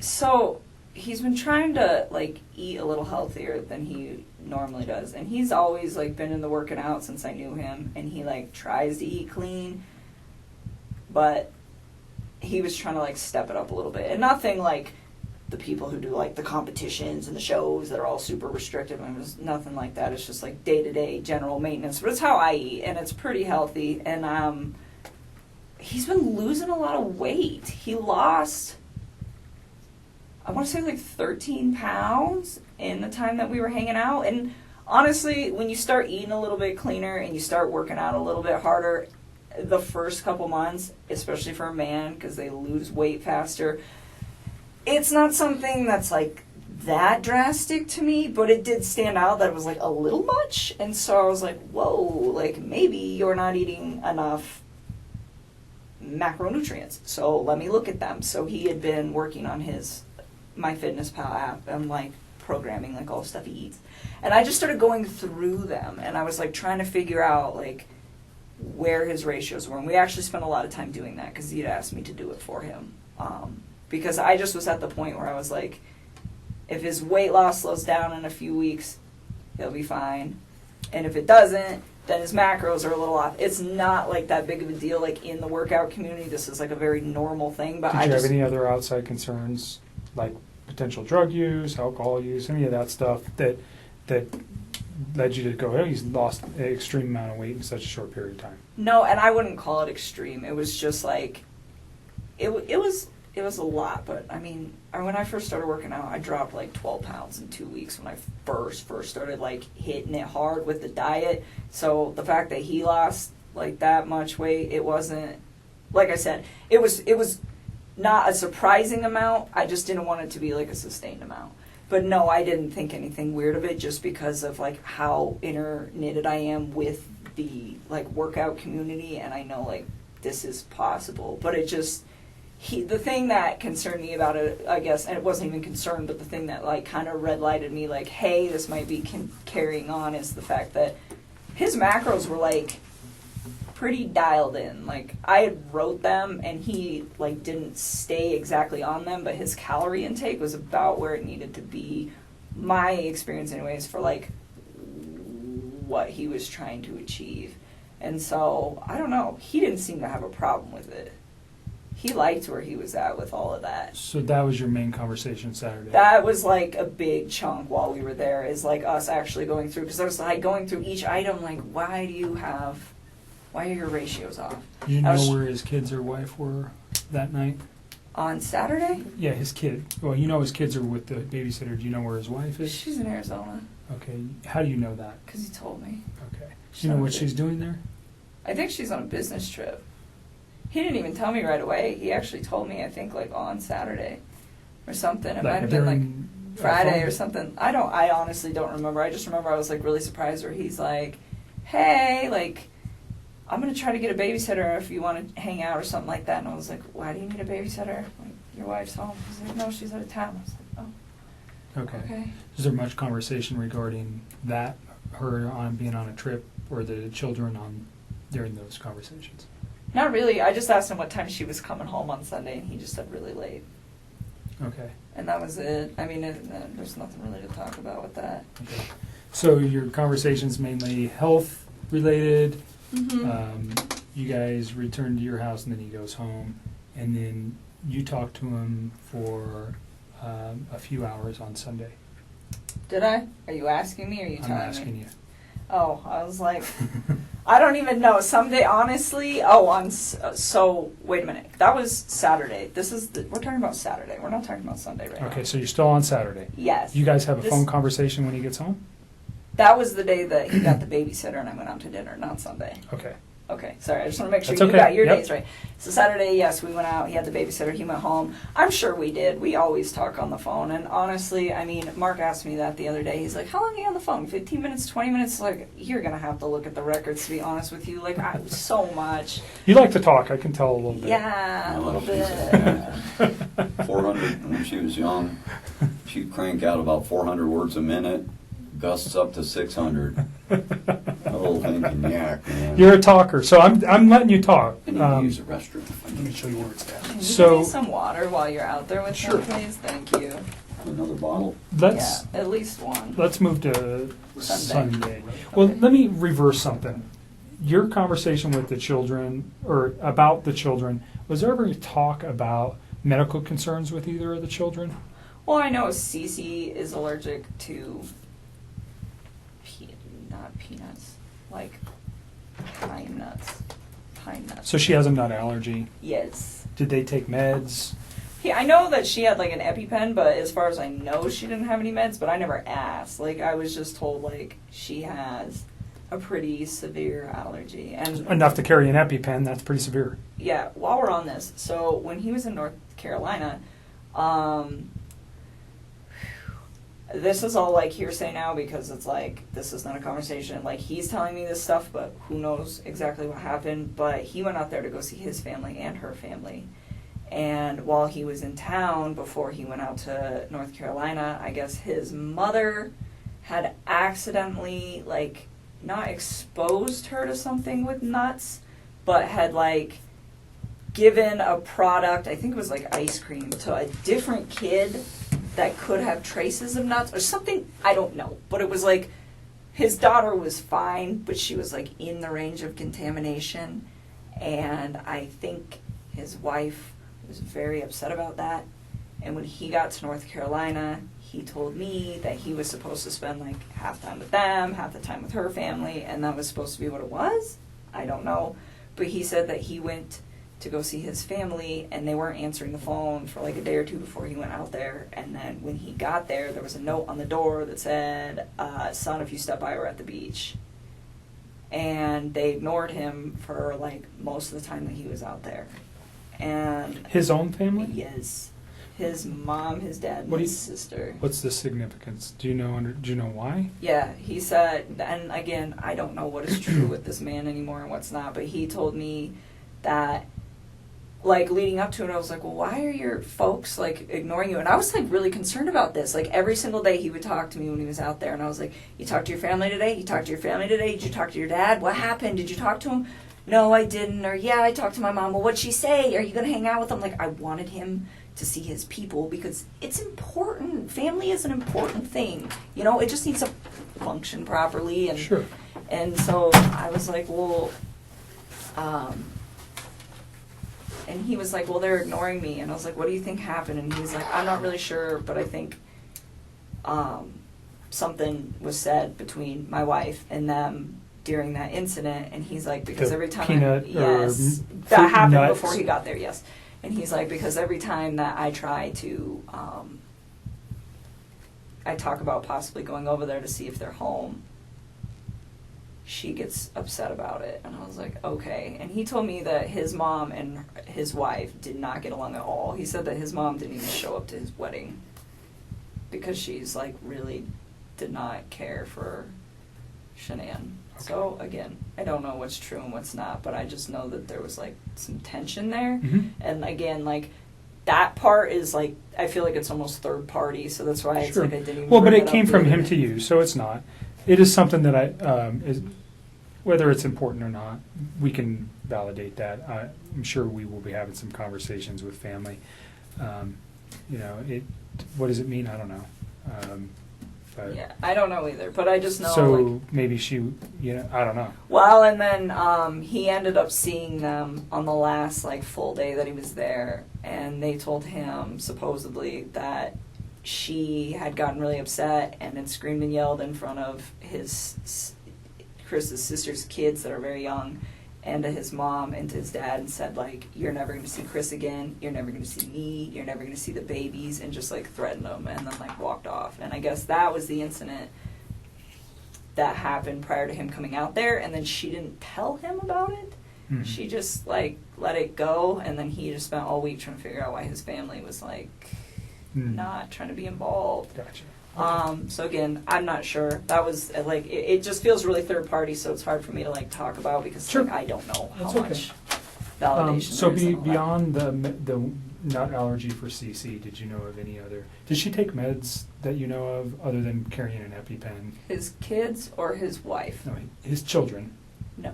And now, well, if you know anything about his wife's medical conditions, if she had any. No, I've like read in the newspaper they keep saying, oh, she had medical conditions, and I'm like, is that a misprint? Are they talking about CC, or is that just something else I don't know? So you don't know anything about Nope. Shanann having any kind of medical problems? No. Okay. Covered Saturday. So there's a phone call Saturday night, actually, from, it can't be Saturday, it had to be Sunday. I wrote that down quickly. Sunday night. Is there anything else you think, let me just back up, from the Saturday where you guys had a meal at the Lazy Dog to prior for the 6 weeks that you guys were serious? And although your dad's here and I think you're probably pretty comfortable, your relationship with Chris was, can you describe your relationship?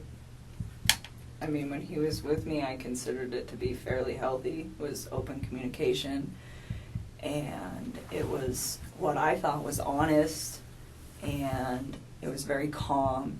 It was respectful.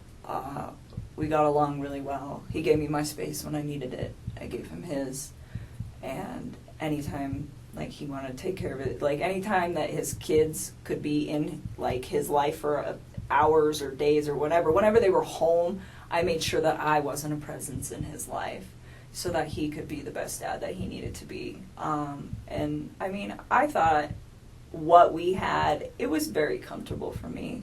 I enjoyed it. I think he did very much as well. You guys, 6 to 8 weeks, 2 months, whatever it was, you guys had an intimate relationship during that time. Yes. Okay.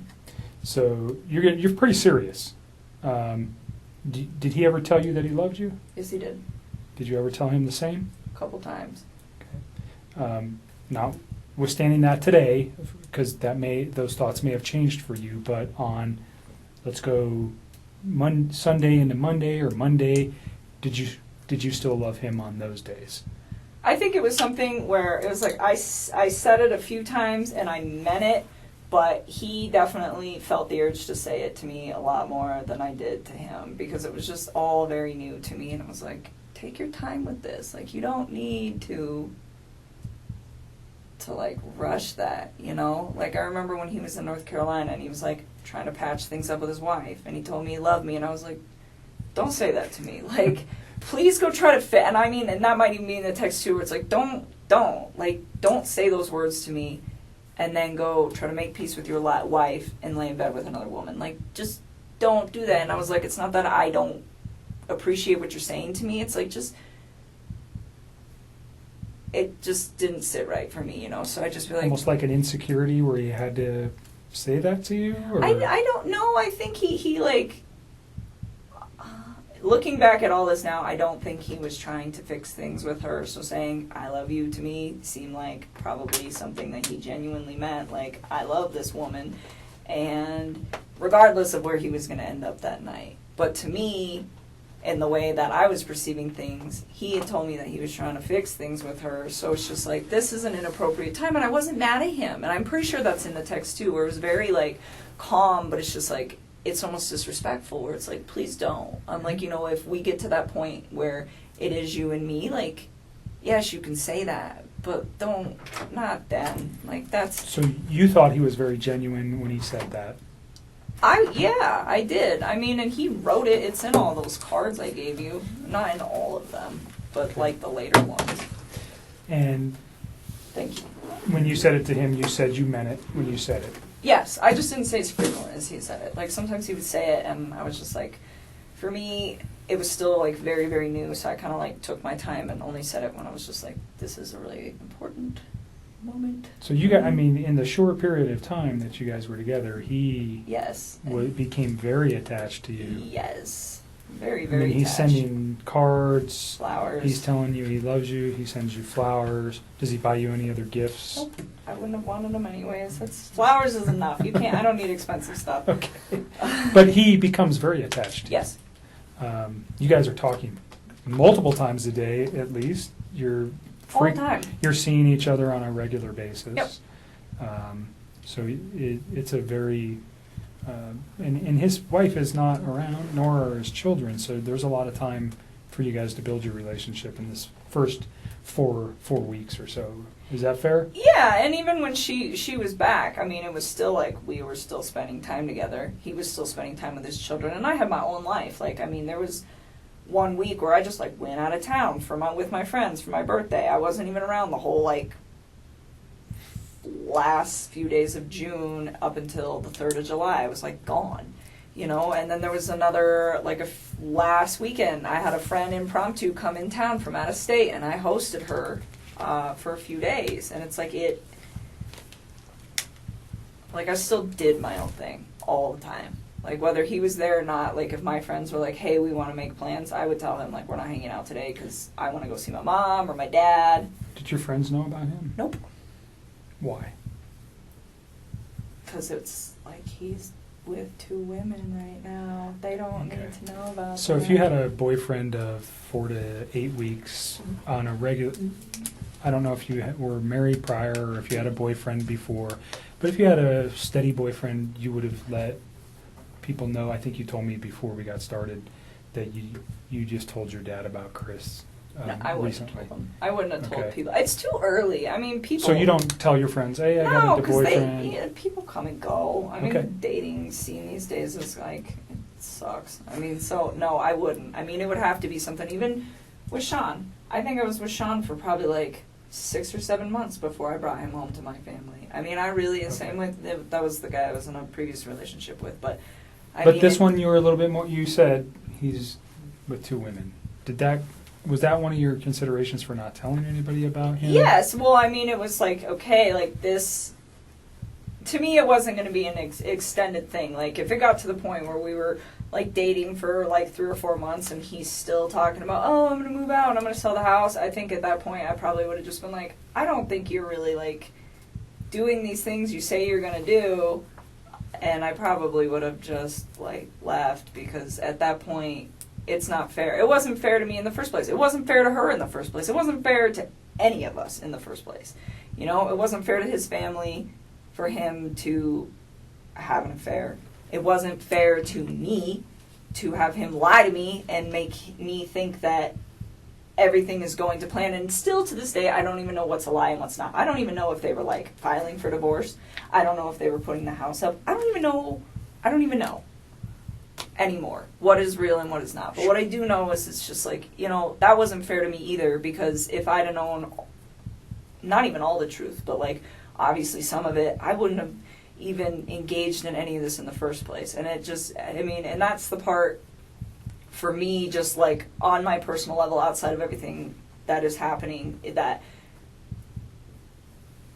is gonna affect me long term. It's like, you know, I'm gonna wake up every day and know that, like, this mom and her unborn child and these 2 little girls are not around anymore, and it breaks my heart. It is so, oh my God.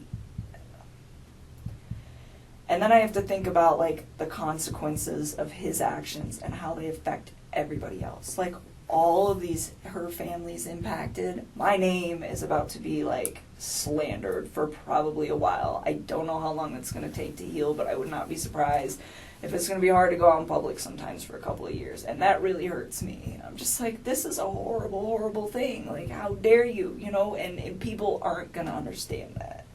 You know, they're going to say, oh, you know, you're the woman that had an affair with this man who took out his whole family. And I take a step back and it's just like, I didn't know. Like, it's, he's so disgusting. I'm so ashamed of him and everything. And I just, oh, those little girls. They're so little. They're so little. We talked a little bit earlier about getting some help for these things, and we can provide that Okay. at really no cost through the state. One more. We just want to make sure there's resolution. Absolutely. That's why we come to you guys to Yeah. pound it down Hey, until there's I'm nothing left. sorry that you're talking again today. I really am. I don't want to put you through any more trauma than you've already been through. There is reasons for everything that we're doing today and what occurred. And I'm sorry. I genuinely am sorry. These are not things that we like to do twice. It's the same thing with other types of victims from other crimes. We want to do it once and we want to be done. Unfortunately, we didn't know yesterday what we know today, and that's why we're here, because we need this video. And I am sorry, because I know it's hard to talk about it. But it's so sad, and she's pregnant.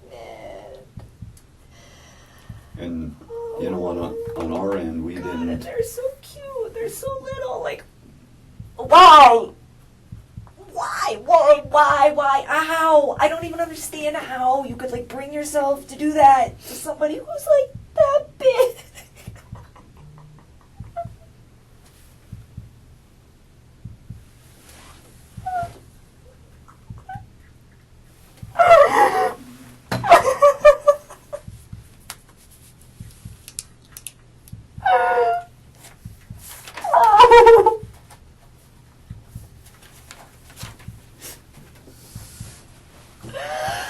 Oh, Jesus. Take a minute. Do you want to step out for a minute? No, I just need to chill with my eyes closed for a sec.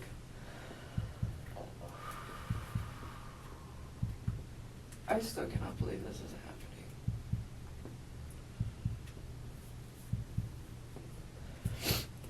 happening. Alright, let's keep going, because we're just getting to the meat of this whole Let's situation. get to the phone call on Saturday from 9 to 11.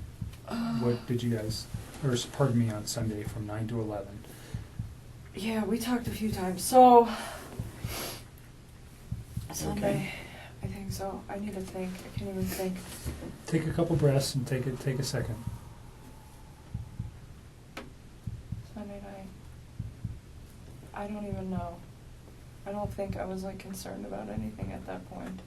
You guys had had a nice meal the night before. You knew his wife was probably coming home late that evening. Oh, you know what? I still don't remember what we talked about. I, like, honestly, like, we talk about so much random stuff. Like, it's so hard to pinpoint some of these things. I don't remember what we talked about. I do remember that was a long phone conversation, though. We probably talked about all sorts of stuff. One thing I do remember, though, that I didn't remember earlier when I was talking to Mark, so this is, like, where I'm starting to remember, like, little bits and pieces. I don't remember, yeah, I know. So the phone conversation, I don't remember what was in the phone conversation. Probably nothing of relevance, to be honest with you, but usually he talks to me when he's, like, down in the basement in his bed before he goes to bed and before I go to bed. And I could hear the TV on, which I thought was kind of weird. I didn't ask him. I just heard it in the background. And I remember thinking, and it was, like, right before we got off the phone, I was like, why the hell is he up? And there's like no TV downstairs, so I was like, well, maybe, I So don't know. no TV in the basement where he usually calls you from. Yeah, and I don't know how many TVs they have. Like, I've never been in their bedroom. Like, I went upstairs once, and it was like to their little playroom, and I just like looked at it, and I was like, that's super cute that your girls have books, and that was like it. And other than that, I have never been in any of those rooms in that upstairs. Like, to me, it was just like, you don't know, like, ever. I had no, so I don't know if he has any other TVs. I'm assuming by like how much other nice stuff they have in their house, it wouldn't surprise me. So I'm not quite sure what room he was in at that point. But I just remember hearing the TV, and I was like, it was just weird to me, because I was like, why are you watching TV right now? It is like super late. And that was the only And thing. he had phoned you? Or were you guys already talking when the TV was going? Or just, I just remember I picked up on it like later, but I don't think it was like throughout the whole conversation. okay. Like, I just remember it being towards the end, because I remember thinking like, wow, it's really late. The something I didn't ask you about the house because you'd been there twice, and it just made me remember. Do you remember how you guys accessed the house? That's a good question. So once through the garage, and I think once through the front door. I think the first time was through the front door, I think, and I think the second time was through the garage. Was there anything unique about either of the doors when you went into the house that might not be typical of another house? Like a unique door. Not the they door have a itself. camera on their door. Okay, I mean, there's I a know camera on the which door? It's on the front door, isn't it? I don't know. I'm asking I you. think so. Okay. I don't know. But- Did he use a key to access the house? No, he did not. The first time I went over there, he just let me in. And then the second time, did we go through the garage? I don't remember. I've been through his garage before. I went through his front door once, though, because I remember he had just cleaned, it was the first time I went through his front door, because he had just cleaned his carpets, and he had moved all the furniture out of the way, and the furniture was kind of in the way of the door. And he's like, the door doesn't open all the way right now. I'll move all the furniture back when the carpet dries. So I do remember that, just kind of offhandedly. And the second time, I want to say we went through his garage, because I remember his garage. I remember, yeah. So he was at the house when you went there. You were never there by yourself. He correct? was at, yeah, Or he no. took you there. The first time, he was already there, Okay. and I met up with him. And the second time, we went there together. So the front door, I asked if he had used a key. He let me in. Okay. So there's a, those keypads where you can Mhm. enter an access code. Do you remember seeing that on his door? I want to say vaguely, but to be honest with you, I don't remember. Like, he let me in that day. That So was he never so gave long you ago. the code to access his home? No, Okay. not at all. You talked about a security system. There was a camera on the front door. Was that just like what a Ring doorbell is that goes to your phone? I don't even know what it looked like. I only Okay. know that it existed either because A, I wasn't paying attention the first time I was over there, but B, because of all the stuff that's going on right now. That's the only reason I know Okay. it's in Did you remember existence. seeing any cameras anywhere in the house? No. Okay. Did he ever tell you about the alarm system or give you an access code to the No. alarm system? No. I wouldn't have asked for that. I wouldn't have wanted that anyways. Sorry to regress to that. No, I'm you're going to go okay. back to the phone call, or where you noticed the television in the background of the Yeah. phone call. Yep. So I didn't know what room he was in, but I was just like, I just thought it was weird. Because he's always like, before I go to bed and I lay down, he's always like kind of trying to do the same thing. We just talk. It's like a really chill thing till one of us is about to pass out, and then that's like the end of it. But it was strange because I was like, the TV's on. I remember I was thinking, I was like, maybe he's waiting up for her. And then I was like, maybe not. I didn't know. It wasn't something that like alerted me. It was just different from his Out of character standard for him. operating procedure.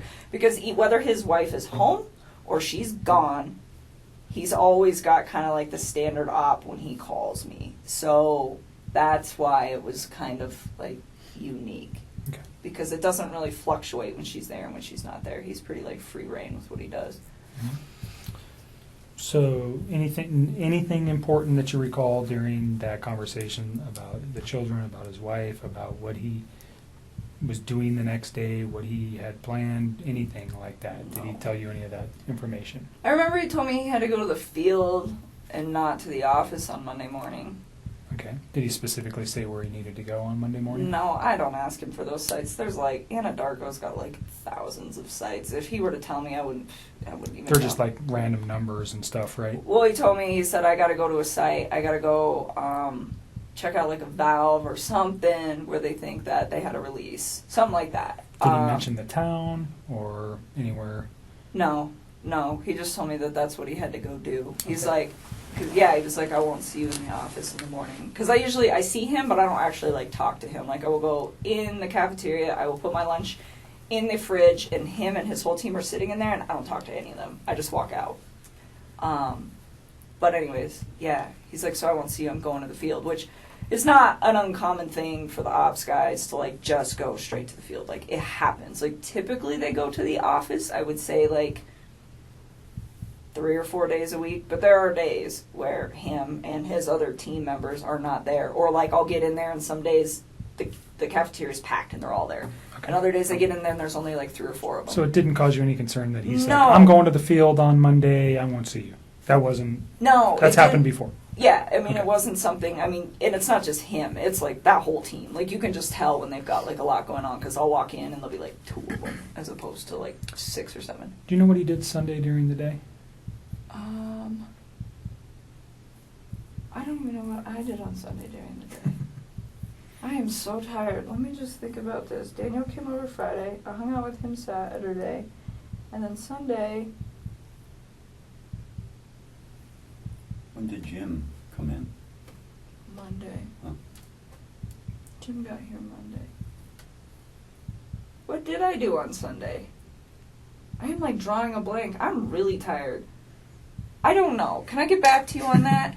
Did you guys have any conversations on Saturday night during your meal, what he might be doing on Sunday? I'm sure we did. I don't know why I'm drawing a blank because I haven't slept. If I say that he may have done something with his children, would that refresh Oh, yes. your memory? He went to a birthday party. Okay. Did you know whose house he was going to? Nope. But I know that they had a water balloon fight.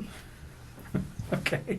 He had one, or his children? His children did. Okay. He said he used to get really into it. He said he got like really interactive with his kids. He's like, some of the adults don't really spend a lot of time playing with the kids, but You I went always to the do. museum on what day, Saturday or Sunday? Sunday. Okay. That's right. So Okay. that's what I was like, was I hanging out with you? God. Very So memorable event, huh? We, was, me and him and my stepmother and my wife sister yeah. went to the museum. And What that's museum? right, the Denver Museum of Nature and Science.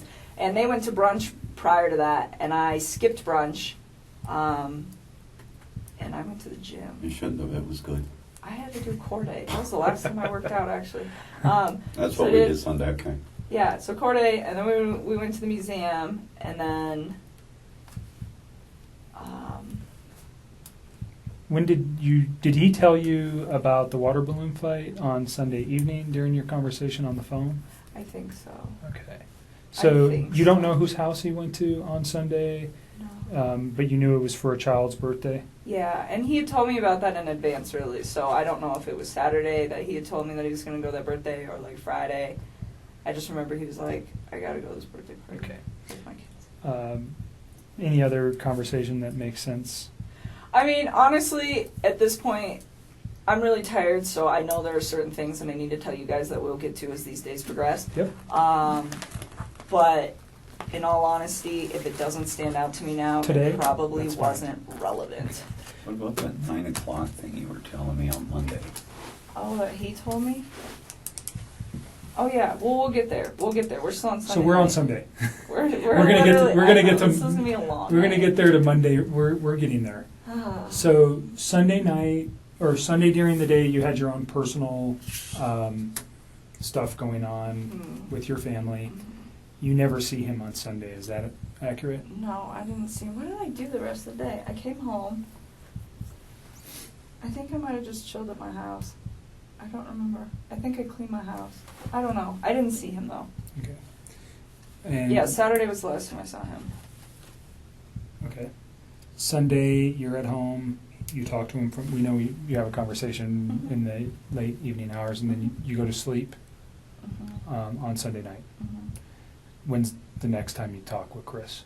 Probably Monday morning. Do you know what time? No, I mean, so we used to like randomly text each other like throughout the day, but we both get really busy. So some days like I don't hear a lot from him, and some days I don't text him until like 2:00 in the afternoon because I'm just like busy. And I remember I didn't hear a lot from him that day, which was like, that's not out of the normal for either one of us during the day. But at one point I do remember he like texted me and he's like, oh, it's been a really busy day, and then like said some other stuff, which I'm sure you will find in my text. What he said, I don't know. It wasn't obviously anything that was like alerting to me. That's what I'm saying. Like at this point, like I remember really key things, but if it's like a conversation that I'm like, I don't remember exactly what was discussed, it's because it was probably just bullshit, like just talking to each other. Yeah. Small talk stuff. Yeah. But I remember he was busy that day, and we didn't talk that much. And then I clocked out at 3 is what my time card says. That's what I was showing Mark the other day. And I got home to go meet my buddy. One of my good friends was coming over to my house, and he actually has a key to my house, so he was actually there when I got there. And who's that? My friend Jim. And so Jim came over, and I got home. He was there. He had like just walked in the door, and I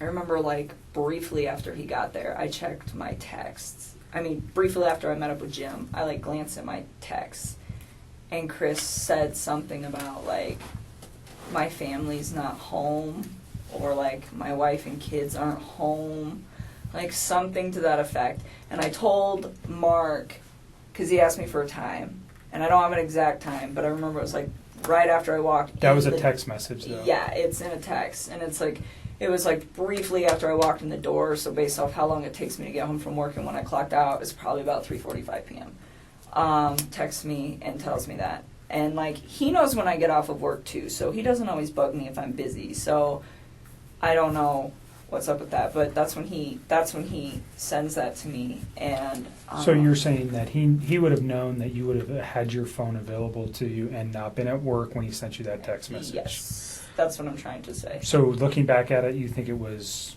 purposefully sent at that time? Oh, I'm sure.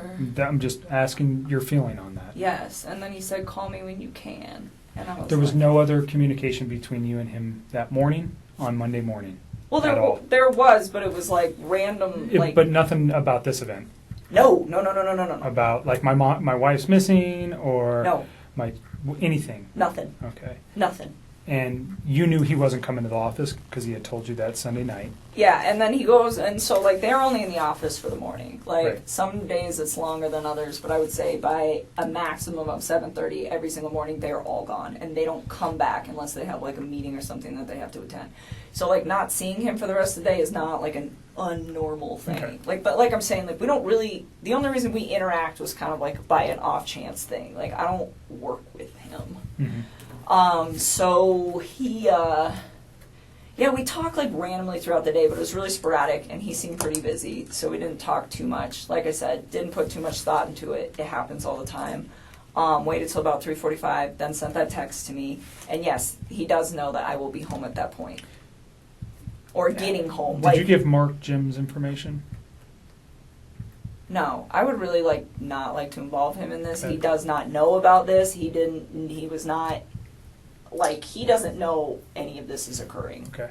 Like I was So literally he knows certainly through the media that something's occurred. Yeah, he's with like Chris. out of town. He's probably has Okay. no idea. He doesn't know Okay. who Chris is. Like he's not. I do not know. So he's just a friend of yours yes. that He does not was need to be coming dragged to your into this. apartment and doesn't know anything about Chris. Does he know anything about No, Chris? Okay. nothing. Absolutely And not. we've known Jim for Yeah. years and years.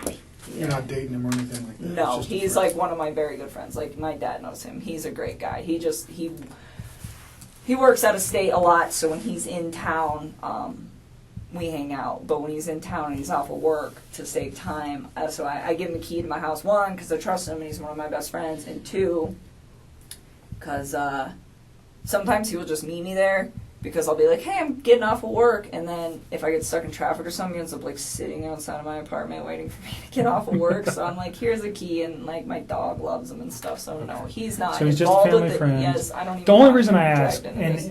and I'm not really concerned about your location. I think we already have your cell phone records. At some point, did Mark ask you to supply? Did they ask for consent to get cell phone records? That'll probably be done by warrant. If we Isn't wanted, that what you just did? nope. What I'm talking about is your movement Oh. by GPS or by cell phone tower to show where you were. Obviously, and I don't want to cause you concern, we want to know where you were that day too. You're dating a man who did some egregious stuff, and we want to show that you were never near him that day. Period. I mean, you guys So- can track my No, stuff. yeah, I mean that was something we will have to get a warrant for, anyways. I'm just saying, if we asked for it, would you have any Yeah, objections to that? No, you can have Right. it. So, I'm we'll- a pretty boring person. I well, it don't sounds go like to you many just went to places. work that day, and then you came home, and you were there at 3:45.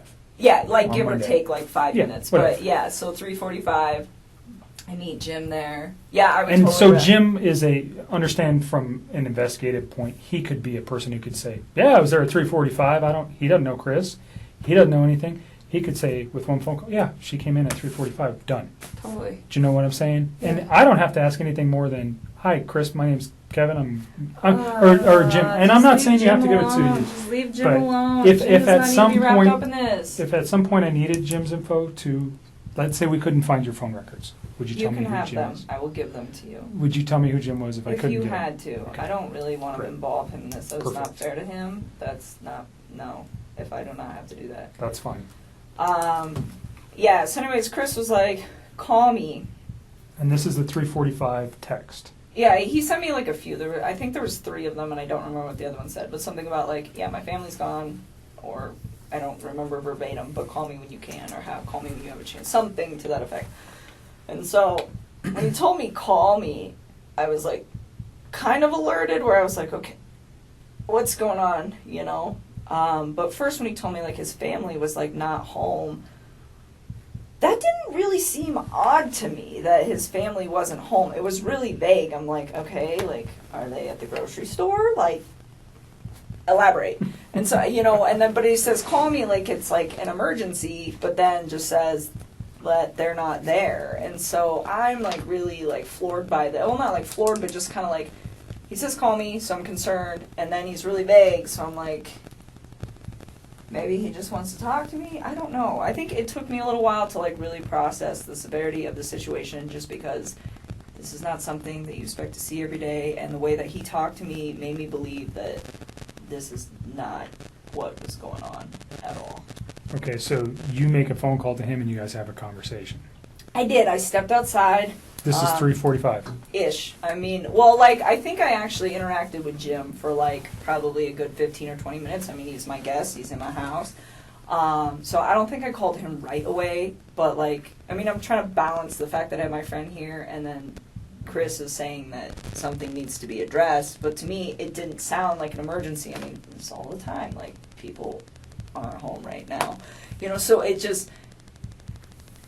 It wasn't like, oh my God, I have to take this call. It didn't it's an register emergency. as being no, critical. No, I mean, it was the way he said it, and I was like, okay.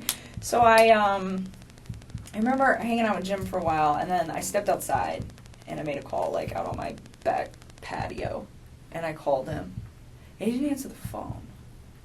And then he texted me back, or no, did he answer the phone? I don't remember. I think he missed my call, and then he called me back. Or he just answered. Either way, it was a very short talk to him where he was just like, I have to go. The cops are here. And I don't remember if he said that on the phone or over text. That's I don't okay. even, I'm so tired. That's fine. You don't But need either the way, different, like, it's the just cops, the context. Yeah, I mean, you guys will figure it out. The cops are here. And I'm just like, all right. And then I remember we were like we were texting, but I was like hanging out with my company, so it wasn't like a nonstop text. It was just kind of like I would check my phone every once in a while, and we would communicate with each other. And he was just saying like they weren't there, and that her friend Nikki was there, and that her friend Nikki had called the cops. And I'm like, why would this girl call the cops? And like, I honestly do not remember the order of operations on all of this, but I'm pretty sure the majority of our conversation that night until my friend Jim left the house, which was probably pretty late, I don't even know what time, like 9 or 10, was all via text. So you should have this via text. Like, Okay. I don't think we started talking again on the phone until like after my company left. And he was like, I don't know, he just started like giving me details about stuff, and I don't remember what order, but he was saying like Nikki was really upset and that the cops were there and that they were like searching the house, and I was just like, what? You know, like what? Why? And he was telling me that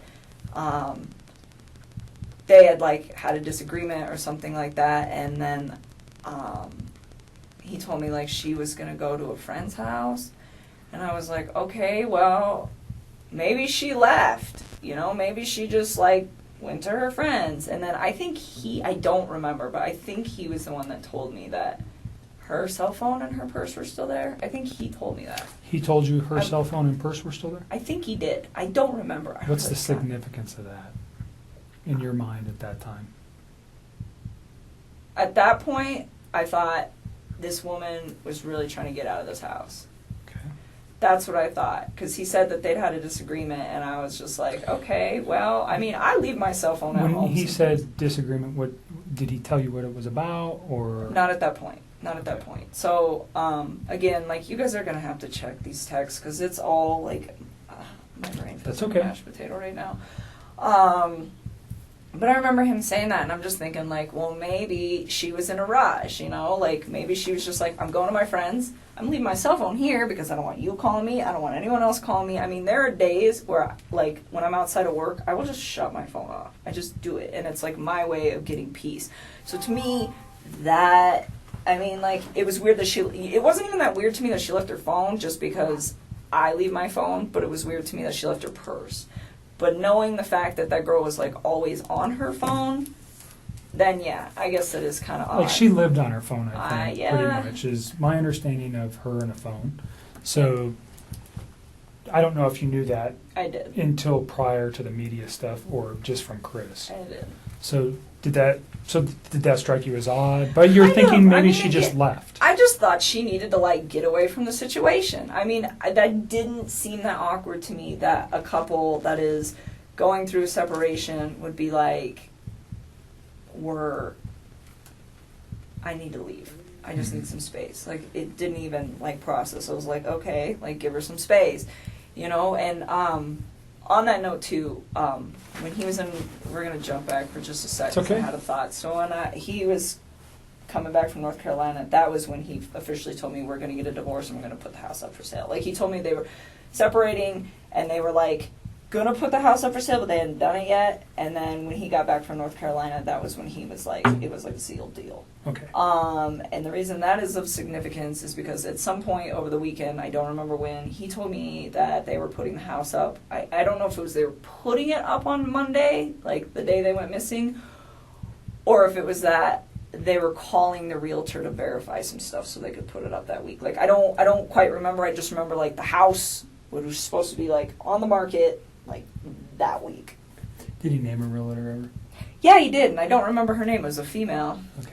And I don't remember her name, like, That's at all. fine. I was trying to think of that for you guys not too long Is that the ago. company? Do you got the company name? No, he never gave me that. He, like, gave me her name, and it was the same name twice. He gave it to me once when he was in North Carolina, and then once the other time. Because I remember asking, I was like, who's that? Because he's like, I'm going to have her call so-and-so today and make sure everything's still good to go. And I was like, who's that? He's like, the realtor. It's like, oh. Or not today, but like. If it ever comes to your Monday. mind, just Yeah, I Give me a doubt voicemail, it. That you was can such call. a. Yeah. I will try. I don't lots of remember names. what it was. It's fine. It's not that critical. That person may come forward to us anyways. A perhaps. So don't worry about it. Let's go back to the phone calls on Monday afternoon. Yeah, so he's like texting me a lot of this information, and I'm starting to kind of freak out. And it's not like I'm freaked out like, oh, she got murdered. I mean, that is not what I thought. It's like, okay, like the way I looked at this, like apparently his wife had been gone since midday, was when she got like reported missing. I didn't know that. Like the way I looked at this, it was, I got home from work just now. I mean, he didn't say that, but I interpreted, I just got home from work. And my family is not here.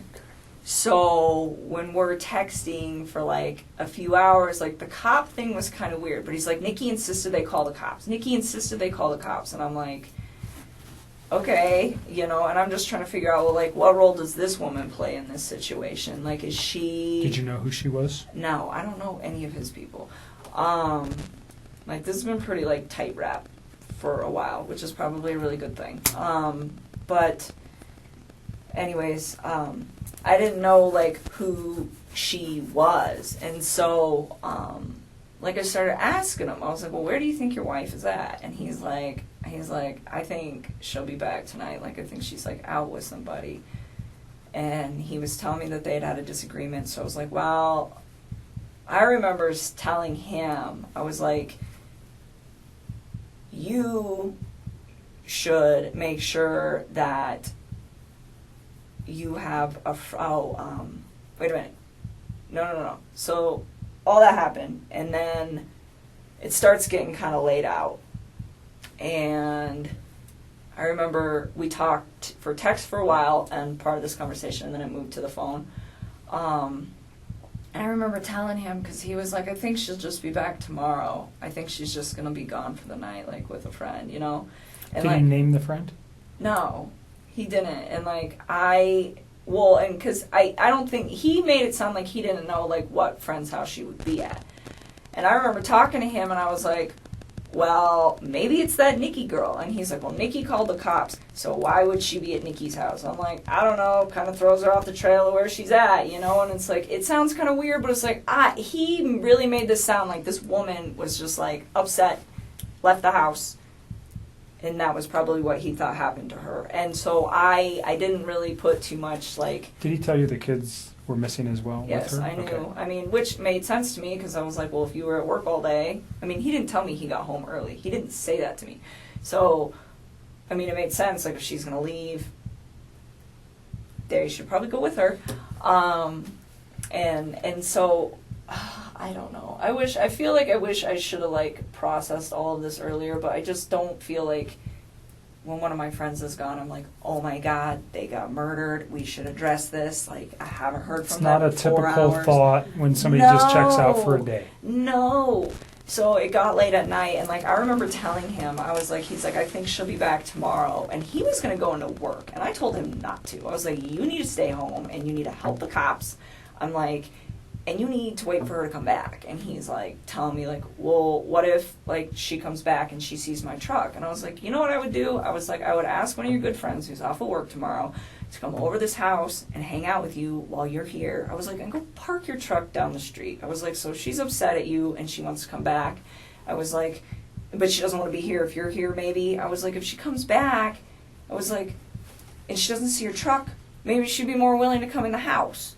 I'm like, but don't be alone with her. I was like, because if she's upset enough to leave, I was like, you don't know what kind of confrontation you're going to have when you get back in the house. And I was like, so that's why you should have a friend there so that you're not alone with her. And I was like, and if for some reason you are alone with her, I told him, I was like, I really thought she just left. I did. I was like, get your phone, put it on video, and put it in your pocket. And I was like, and just zip it up. And he's like, why? And I told him, I was like, because you can voice record. I was like, so if she comes home, I was like, and you two are still, like, if there's some choice words being said, because you guys obviously got into, like, something that's, early Did he in the ever morning. articulate what their argument was He did, about? and I will get there. But, I told him, like, just be prepared. Because at this point, like, it wasn't like I was, like, trying to make her to be a bad person. It was just like, I didn't know what was going on. I assumed that she had left, so I was like, well, when you get back, because I knew that they were going through a divorce, it was like, just cover your bases, you know, try not to be alone. And if you are, just record what you guys are talking about. So, like, at the end of the day, like, nothing bad happens to you, you know? And, like, that was kind of how I processed that whole situation. And so, he was like, all right. And then, she didn't come home that night. That was Monday night, right? Yes. We're talking about Monday. Monday night, yes. And he told me this is what he told me they talked about, and I realized that this is like total bullshit, and I think he's telling you guys a different story. And I think the reason that he's telling me what he's telling, I think the story he's telling you is probably slightly more accurate than the one he told me on this case, and the reason is because I think he was trying to save his ass with the fact that she's pregnant. So he told me that she had asked him to wake her up before he left for work on Monday morning. And so I don't know if she did that on a text or how it was supposedly communicated. But he said that he went to get her up, which I also found weird because, like, she's still sleeping when he leaves because she gets up with the kids and they get up shortly after that, but, like, it's just him in the mornings, you know. And so he said that she woke up and those two kind of just, like, got in a disagreement, and I don't know what all was said, but he was like, she was being pretty mean. And then he said, she told me that she's pregnant, and she told me that the kid is not mine. That is what he told me. So she's pregnant, the kid's not mine. And that she's... Like, he's playing it. He didn't know she was pregnant Yep. until that morning. Yep. And that she had an affair with somebody else. Yes, and this is before I knew she was 15 weeks pregnant. Okay. Like, all the stuff on Monday that I read from my recollection, because I didn't find out she was pregnant until Tuesday. So anything that got posted on Monday did not emphasize the fact that she, like, had a baby on board. So then... Let me ask you something. You said that he usually gets up in the morning and it's him and she gets up and takes care of the kids. Is that the routine that you know for them? Or do you know him to get up and, like, prepare meals prior to him leaving the home? Well, he gets up and he, like, goes to the gym and he works out in his basement and, like, makes breakfast, and I don't know. Does he make breakfast for himself or does he make breakfast for his children? I don't know. I don't know. They're still sleeping at that point. Like, all I know is he, at one point in sometime in this whole thing, he told me that they usually get up at like 6:30, and she gets him ready and takes him to school and, like, does all the morning stuff with them, as far as I know. And then in the afternoons when he gets home from work, he kind of does more of the afternoon stuff. Okay. So it's kind of like a tag team operation that they have going on, but I think she does more in the AM and he does more in the PM. Right. Is Thanks. kind of how I process that, but I don't know. Okay. So she's mean to him and then throws this out. Yes. That she's pregnant from another man. And I said, do you believe her? And he was just like, he said something about, like, oh yeah, like, she kind of looked like she was showing when we were in North Carolina, but I wasn't sure. And I'm like, so you think she's pregnant? And he's like, yeah. And I was like, do you think she's, like, having an affair? And he's like, I think she said that out of spite. And he's like, and I was like, okay. And then, and again, like, I think he's just saying all this to me to try to cover his tracks with me. Like, I don't know what he told you guys, but I bet it's probably very different. And I think that what he said to me, it was, like, directed towards me. Like, this whole bullshit little box lie that he had right there was, like, the lie directed Did he at say when the me. argument started? Nope. He just said it was in the morning. He said he woke her up in the morning. Okay. Did he say when she came home?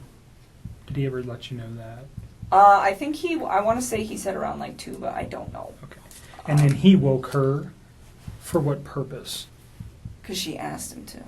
Okay. So I was under the impression that he was asleep. I'm assuming this is how it, like, went, and what he was trying to tell me is that he was asleep by the time she got home. And she sent him a text and said, wake me up before you leave.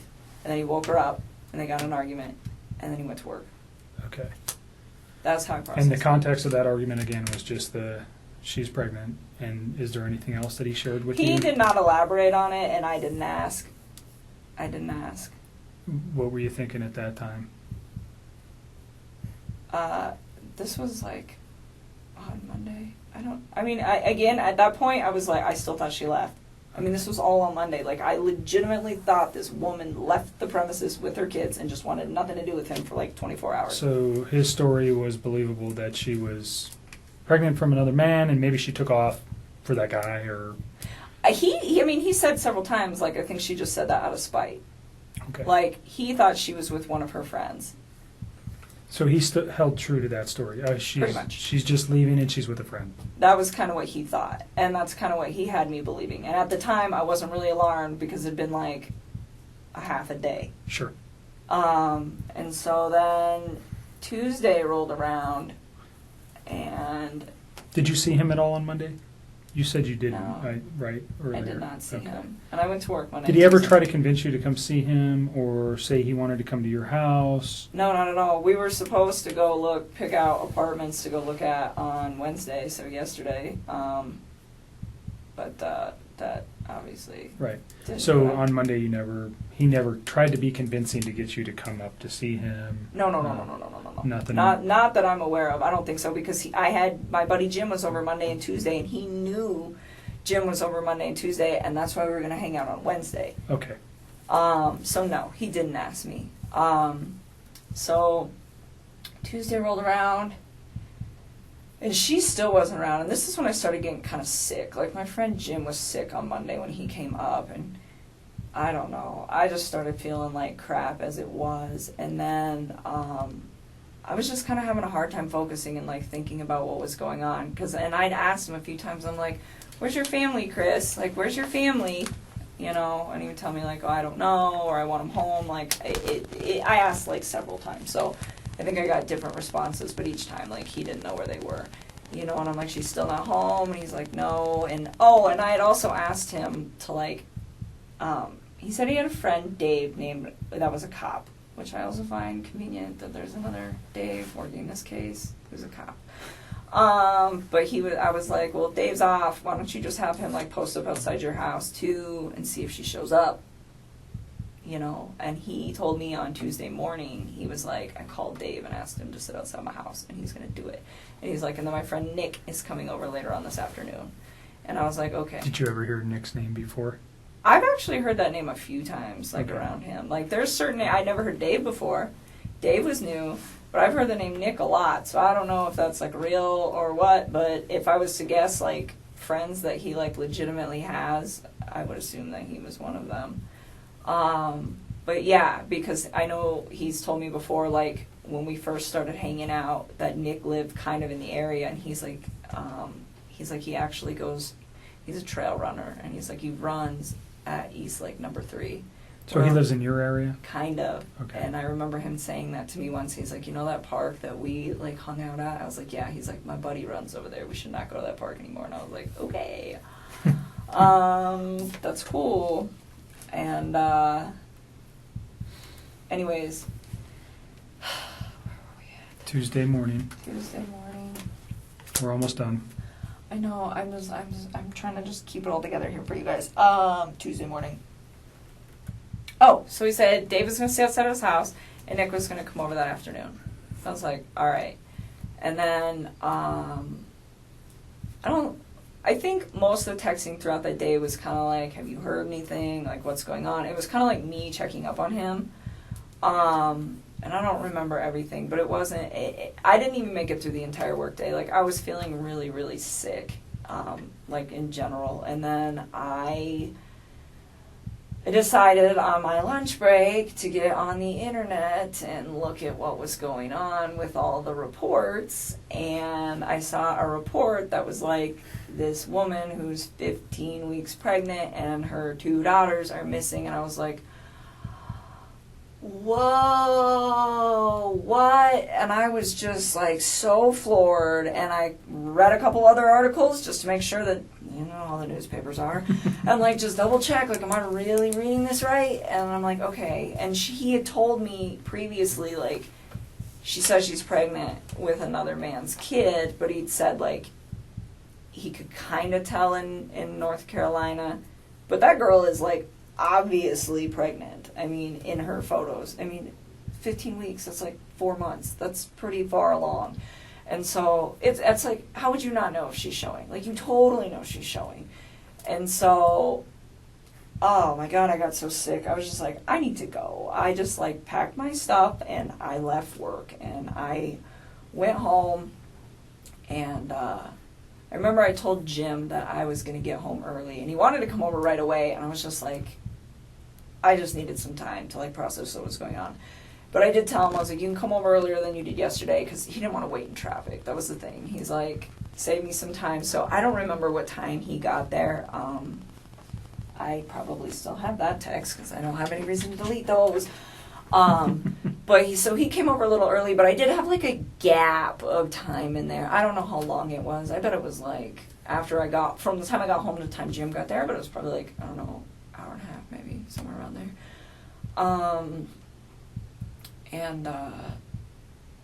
I remember talking to Chris during this time, and it was like all text. I did not talk to him on the phone at all on Tuesday. And I was pretty upset, where I was just like, I was going back and forth, like, where's your family, this and this and this, but I'm like, she's pregnant, and this and this, and he's like, the baby's not mine, and I'm just like, you told me yesterday that you think that when she said that she cheated on you, she did it out of spite. And he was like, yeah. And I'm like, so then it's your kid. And he kept denying it. And then, like, he started, like, kind of worrying about us. He'd just be like, well, does this ruin everything with us, this and this and this? And I'm like, no. I'm like just trying to, like, his situation is so much more important right now than, like, our situation. But his main concern is you and him. Kind of, sort of. I mean, and I keep, like, asking him, like, and I told him numerous times, which is also in the text that you guys will pull, where I'm just like, you need to focus on finding your kids and your wife right now. And I was like, and you need to focus on finding all 3 of your kids. And I, like, kept, like, emphasizing to him, like, he had 3 kids, And, like, I wasn't even, like, mad about it. I was just like, you need to find your family. Did he ever go look for them that you know of? I don't know. I don't think so. That, like, doesn't even, like, ring a bell to me, so I don't think so. Okay. Oh, and I forgot something else that's really important. I will add it in there, too, but let me just finish this thought. So then, Tuesday, what were we talking about? Oh, yeah. So I kept telling him, I was like, Chris, I know it's yours. It's okay. I was like, go find your family, And it's like, was I hurt? Yes. But at the time I realized, like, his situation with what he had going on was, like, way more important than, like, our situation.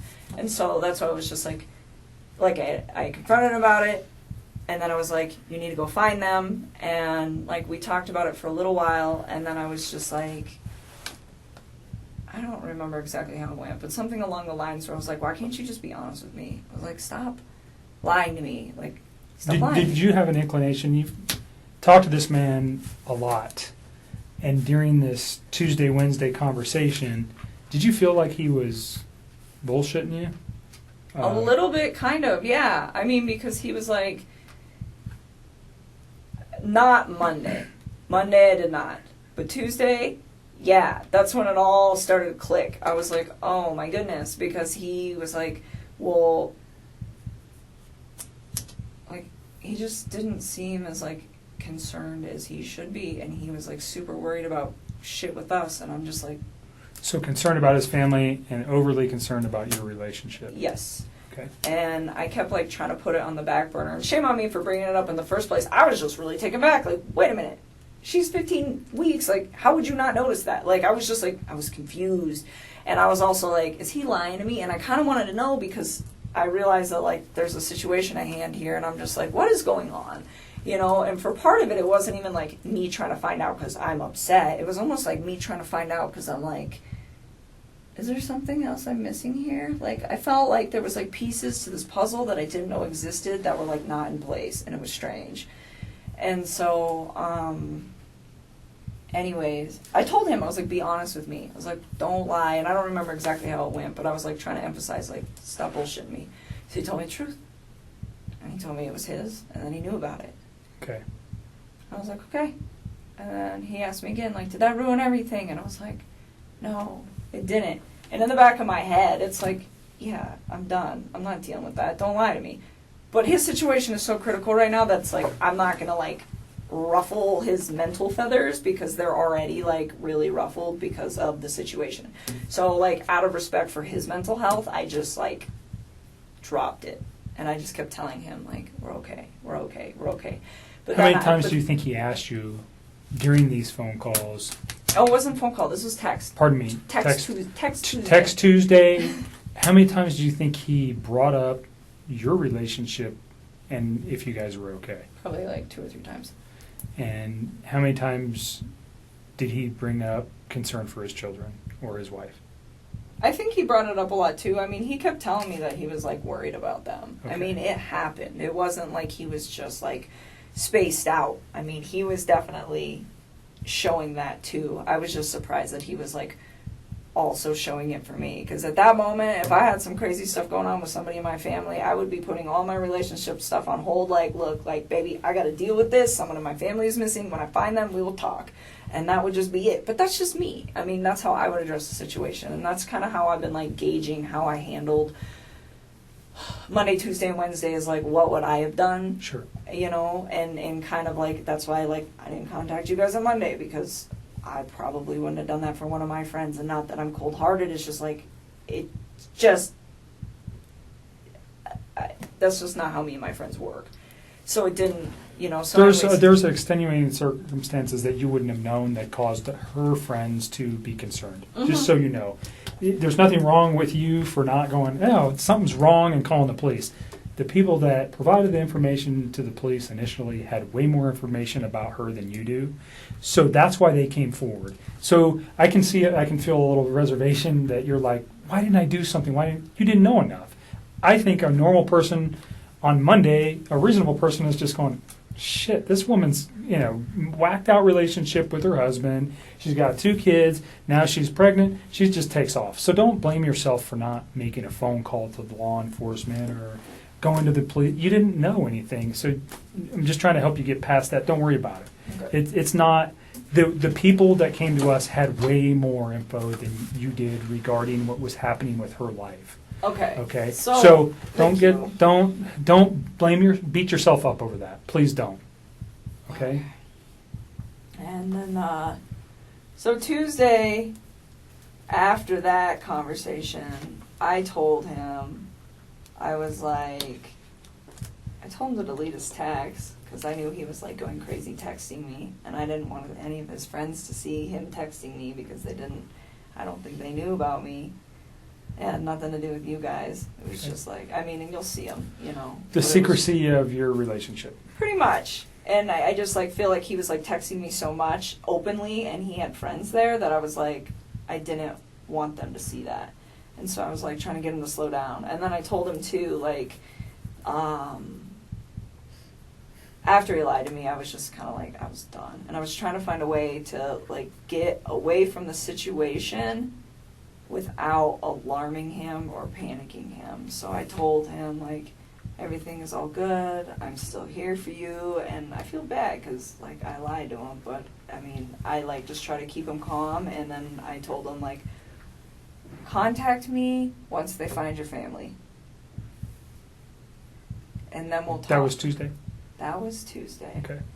And he sent me a text back saying something along the lines of, like, what did he say? Something like, please just think of, and like I kept telling him I was scared. I was really freaking scared. In fact, that's another thing I'm missing. I'm so tired. Monday night, like, I called him back in the middle of the night because I could not sleep. I could not sleep at all. And I remember when I called him, he sounded like he was sleeping. And I was like, how the hell can you sleep right now? That's exactly what I said to him. And he was just like, I'm just kind of dozing off and on the couch. And I just remember thinking, like, I haven't shut my eyes yet. And this is not even my family. And so that happened on Monday night. So then I was going somewhere with that had to do with Tuesday. I forgot what it was. I'm so sorry. Take a breath and relax. We're almost to Wednesday, and then we're out of here. Yeah. So then, so then once he lied to me, I just really trying to like push him away, and he was like, just don't forget, like, the person that you knew me to be when you were with me, or something like that, and, like, it Was that strange? it just kind of sounded almost like a farewell, and, like, I didn't think it was too weird, because I was like, I think he realizes that I'm really upset that he lied to me, and I think he's aware of the fact that I'm probably about to walk away from him, so I think that was, like, his way of, like, saying goodbye. So it didn't really seem strange in the context of what was going on between, like, the him and I part of stuff. And then, and I kept asking him too, like, what did you do, Chris? What did you do? And he was like, I didn't do anything. And I'm like, where's your family? And, like, I asked him that. I don't know if I started doing that on Tuesday or if I started doing that on Monday. But I think it was Tuesday, because I don't really think I was that alarmed on Monday. And then, so that was supposed to be, like, our final sign-off text. And then Jim got there at my house, and I was hanging out with Jim. But I was still, like, in my head, just kind of, like, stressed out. And I remember I, like, walked out of the room, went in my bedroom, and texted Chris one more time. And I told him, I was like, if you did something bad, I was like, you're going to ruin your life. And I was like, and if you did something bad, I was like, you're going to ruin my life. And I was like, and I promise you that.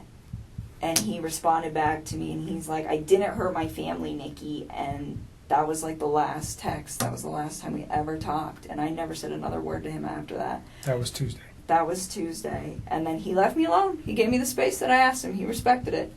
And he didn't, like, mess with me at all. Was that a phone call where you said? No, that's all Tuesday. Text Tuesday. Text Just Tuesday. call it All text text. Tuesday. Okay. Everything was text. I did not talk to that man on the phone at all that day. I mean, I don't think so. I'm pretty sure it was all text. And then, So at that time in your mind, if you said that, what are you thinking? What were you thinking, that he maybe did something to his family? yeah, I started getting really scared. What caused that The thought? fact that he lied to me. Okay. And that she still wasn't home, and it was day 2. Like, I figure if you're upset for a day, you leave for a day, but you come back. And she wasn't back. And it was, like, midday. And not only that, but, like, she doesn't have her phone, she doesn't have her car, she doesn't have the kids' EpiPen, she doesn't have any of that. So what I'm thinking in my head is, like, for a night, if you're really upset, somebody comes one of your friends picks you up, like, okay. But I can't explain that for 2 days. Like, that just doesn't, like, logically process in my mind as something that any woman I know would do. The one-night thing, I know women that would do that. But the 2-night thing, no. And so I'm like, she's still not back. And he just lied to me. And it made me, like, I just started getting scared. And I remember, like, telling him that throughout the whole day. Like, I don't even know how many times I texted him that. I wouldn't be surprised if it's, like, 8-10 times. Where I'm just like, I'm scared. I'm scared. I'm scared. And one of the last texts that I sent to him, too, I told him, I said, I'm scared because I feel like I don't know who you are anymore. And His response to that? I don't even remember, to be honest with you. I think that was, like, in that, like, sign-off text that I sent to him. Okay. But, I mean, I was, like, kind of scared. What I was really scared for was scared for his family's well-being, because it's like, I don't know where these people are at this point, and it's scary. I mean, it's scary that she's gone, but it's even more scary to me that these little girls are gone. Like, that was the part that really freaked me out. Like, if it was just her, I'd be like, well, maybe she took off with somebody, maybe she didn't. I mean, I don't know, because she's a grown woman and she can make those choices. Were some of the scared, was there fear in you that people were going to find out about your relationship too? No, I didn't even care about that at that there was point. I was just, like, scared, like, of the situation. It was, like, getting escalated, and it was freaking me out. And he was just, like, not... He was strange. So, another thing, so that was Tuesday, and that was it for Tuesday, but I forgot some stuff on Monday that I did need to bring up to you guys. So, Monday, when we were on the phone, at one point, he mentioned to me, I can't even believe I have to say this, she left her wedding ring here, and I said something along the lines of, does that mean you two are done?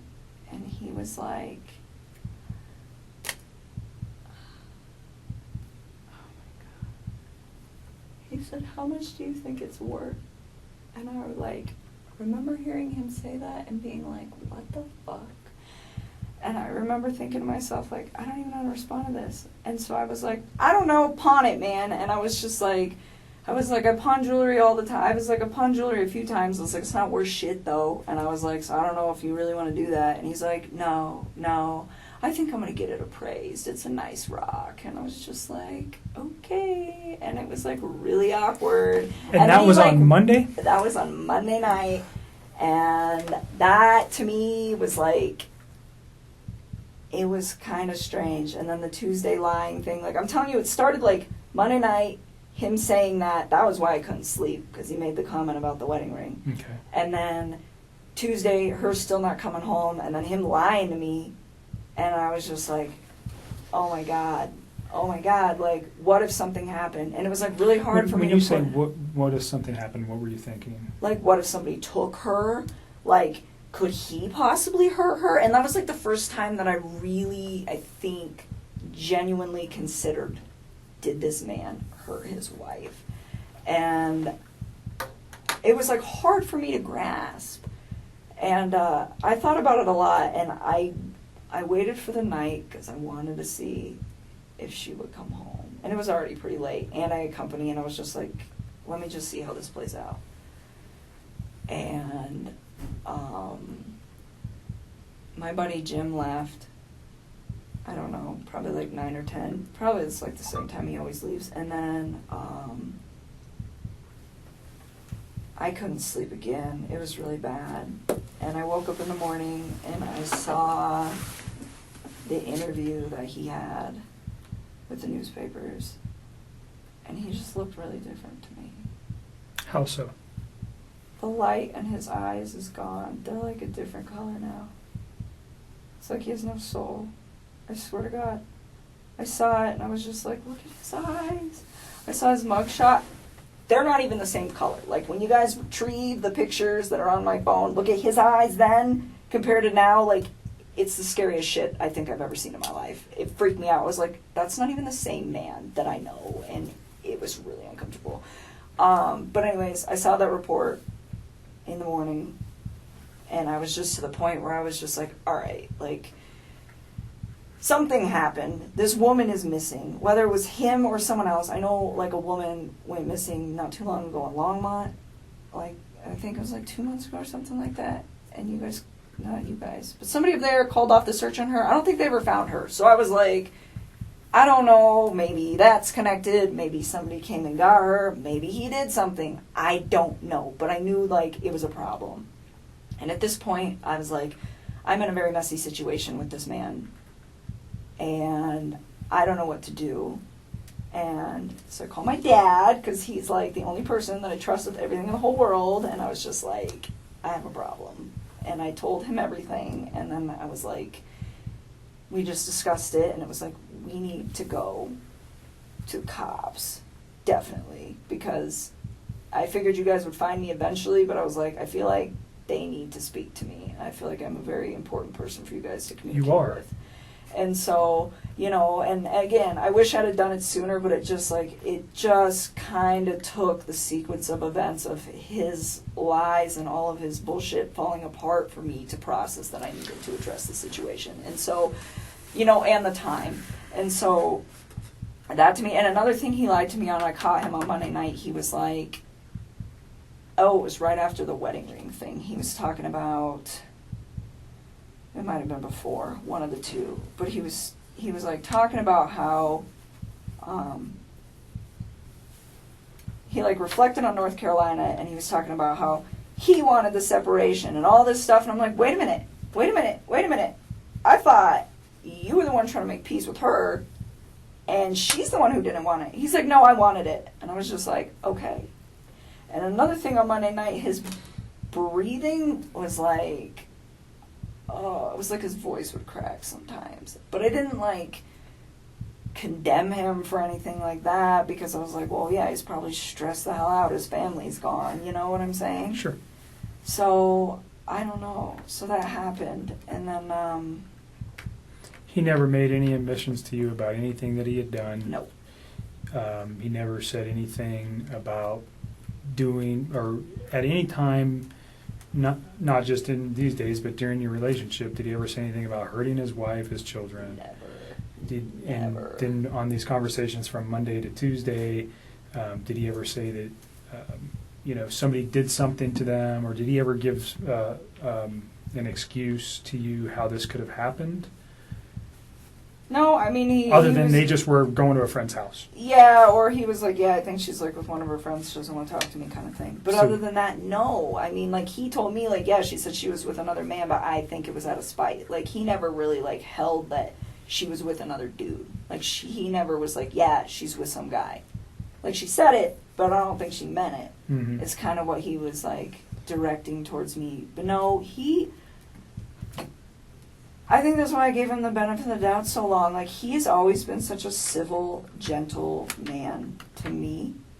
And he's always been pretty calm and, like, level-headed when he talks about the differences between him and his wife. And, I mean, that's a sensitive subject. And he never, ever seemed like he was, like, aggressive about it. I mean, he was always just, like, chill. And he never talked ill of his children. He was always so bubbly about them. Like, those were his babies. So when all of this happened, I was just like, what the fuck? And So that brings me to a question real quick.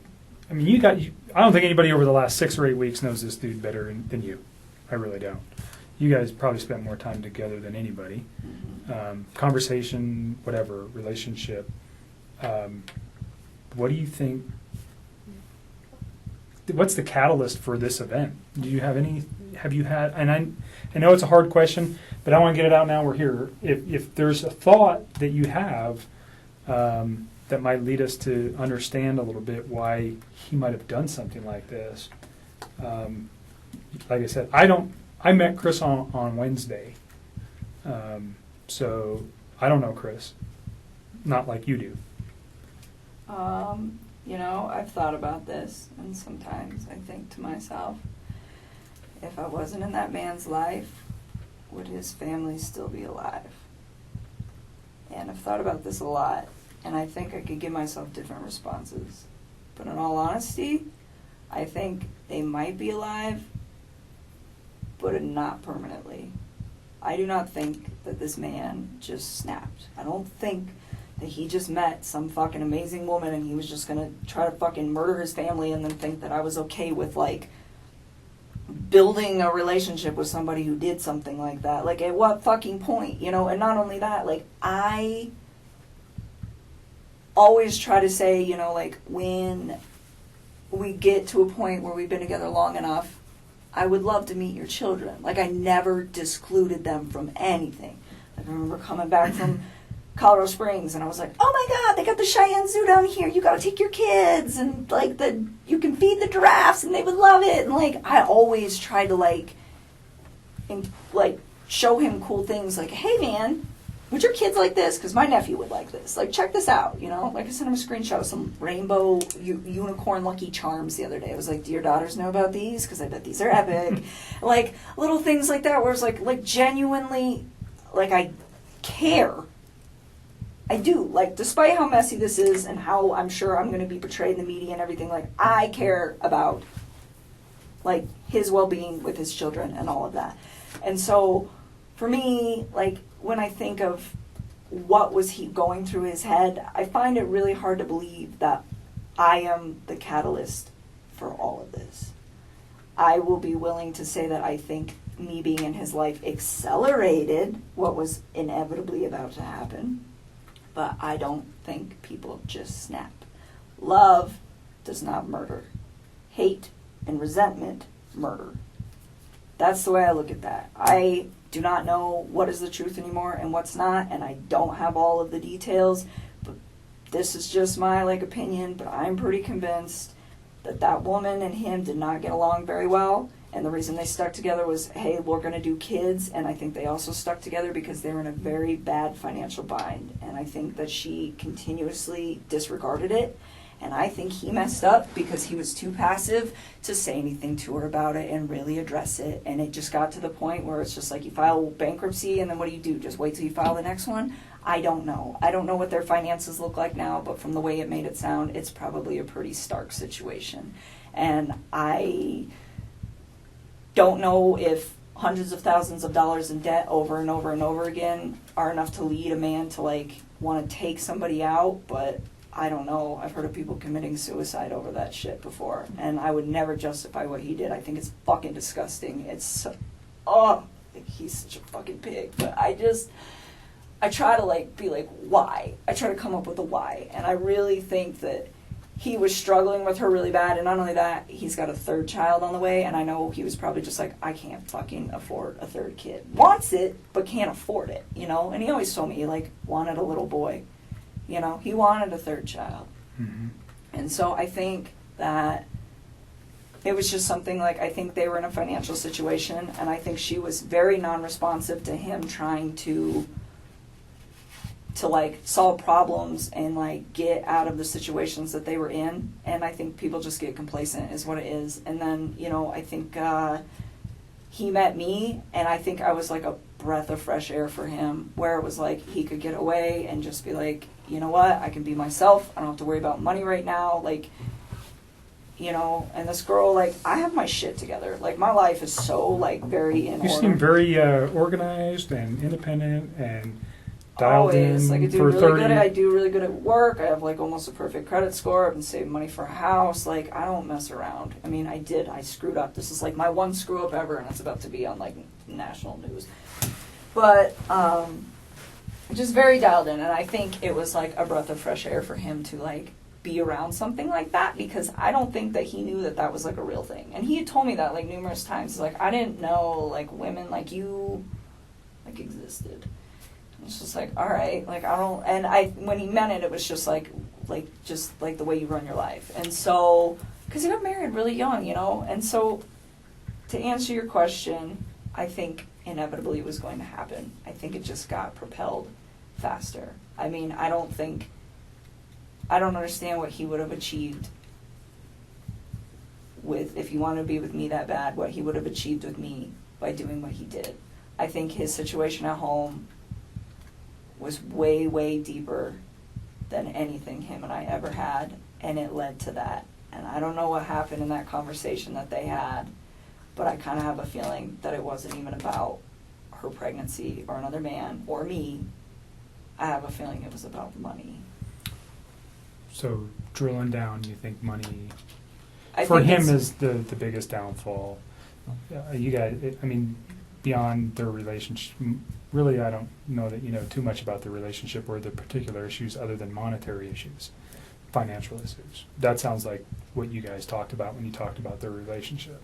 I mean, like, he told me other things, like they really didn't like sleep together too much, stuff like that, but I feel like a lot of husbands and wives don't do that. But it was like, oh, of course you don't. That's why you're coming to me, you know?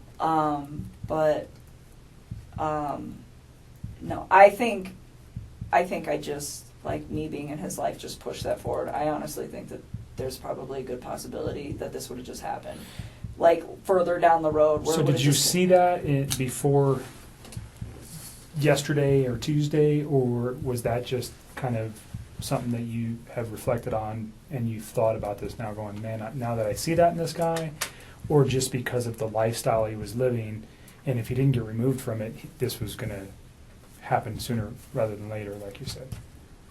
You know, if I was to reflect on anything over, like, the past few weeks, besides, like, the stuff the last few days where you're like, hey, is there, like, any red flags? I would say, like, no. But one thing I did notice one time is we were sitting on my couch, and I was telling him, like, my house, I have a really beautiful house. Like, it's set up, like, really nice. But everything I have is, like, from Craigslist or Goodwill. Like, I have pieced it together, and it's all, or, like, marked down stuff. And I have pieced it together in a way, like, it's pretty, huh? It's a pretty house, but you would never guess that, like, everything I got is, like, super discount. And one day we were sitting on my couch, and we were just, like, bullshitting about some stuff. And I was telling him, like, oh, yeah, you know, like, I got this marked down in American Furniture because, like, the corner was dented. And, like, I got this one off a guy on Craigslist. And I put it all, and I was, like, telling him, I was, like, I put it all together. And I was, like, to me, it was, like, material things don't make a home. I was like, it's the energy and the love that you bring to the home. I was like, it's not about what it looks like. I was like, it's about what you, like, bring to it, like, mentally. And he, like, collapsed in my lap and gave me, like, the biggest, most genuine hug I think that man has ever given me. And he just laid there, and he was just like, you were so different. And I didn't even say anything. I just like put my fingers in his hair and just let him chill there. And I assumed that it had to do with the finances. But it didn't like stress me out. It was just like this relief sigh where he just like dropped into my arms.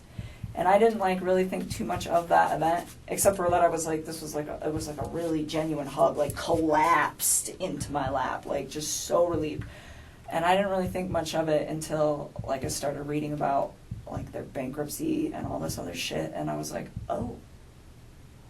So I think it might have been bigger than he let on, because he never told me about his bankruptcy. Sure. You know, he just told me about his current financials, and he didn't even get that in depth, but I'm assuming they're trashed. And so, yeah, I think her spending all that money and not listening to him, and him not standing up for himself in a calm and, you know, Just elevate. yeah. Last hard just question kinda- regarding this. And, Go ahead. And then I have just two cursory questions regarding something else, and then I think maybe Tim has a few questions for you. But I think what you say about the finances directly at his wife. Do you think that goes to the children as well? Because she took, did she treat them like that, like they were gold and they got everything as well that you know of? Or do you think there's a separate issue for why he may have done what he did to his children other than financial? That part I don't have an answer for. I can't fucking explain that. I don't even think there is an answer. I don't even think there's any sort of like computing up here that could possibly give a rational explanation for why that would have happened. I mean, the only thing that I've honestly thought of when I play this scenario over in my head is that maybe they woke up and saw him doing it in their mom, and he was like, fuck. Now I got to do this too. I don't know. I'm like, why? Because they were like his, like little lifeline. You know, he that was everything to him. You know, and I get like those two have problems. But he had a great relationship, but from what you're accounting is With his he kids. loved his children. Yeah, like that part. It's oh my god, that's the worst part of this whole mess. The worst part of this whole mess. We won't dwell on it. We don't have to dwell on it. No. Let me ask you. But so no, I don't have an explanation. That's the only thing I can possibly plausibly think of is maybe they saw it, but other than that, I don't know what the fuck. Okay. Who's Charlotte? Are you asking me who's Charlotte? Mhm. Like one of my friends? Mm-hmm. She's like a really good friend of mine. Why? Did you have some conversations with her regarding another boyfriend No. that you might have met on eHarmony? Or did she meet somebody on eHarmony? No, she's engaged. Okay. She's engaged. So there's some text messages that we got off your phone, obviously. Mm-hmm. And the only reason I'm asking this is because if he found out maybe you had another boyfriend, you understand my line of questioning, that looked like maybe you had another boyfriend. And I don't know if that's this Jim guy, that maybe you guys were, no, I'm not saying that he's your boyfriend, that when we were interpreting the text messages, that it seemed like he might, this man came to my house, he has a key to my house, that you're saying right now. When I look at that from my perspective, Jim may be another boyfriend for you. Oh, no. Charlotte is like my oldest friend. So did you have a conversation with Charlotte about Jim? I mean, sometimes we talk about him. We're all friends. Did you guys ever have a conversation about eHarmony? That's that. I mean, kind of possibly. I online- was on there for a while. Okay. But I didn't actually ever go out on any dates with guys from eHarmony. Not Okay. one. Like, I talked to a couple guys on there, but I was like, no, I didn't go on any dates. So the only reason would be another potential reason for him to be upset. No, he knew about Jim. He's always known that Jim is one of my good friends, Okay. and I lay it out for people at the beginning. Like, I have friends that are male, I have friends that are female. These are my friends. That's what it is. Like, Okay. he never, to me, seemed like jealous of Jim by, like, any means. So, no, I'm curious what text you're talking about with Charlotte. I have, like, I talked to that girl so I have much. 153 pages of text messages, so I can't. If I could pull it up, I would, but I don't know where it is. I thought you guys just got my text. We got. When we ask for everything, for 7 days they give us everything.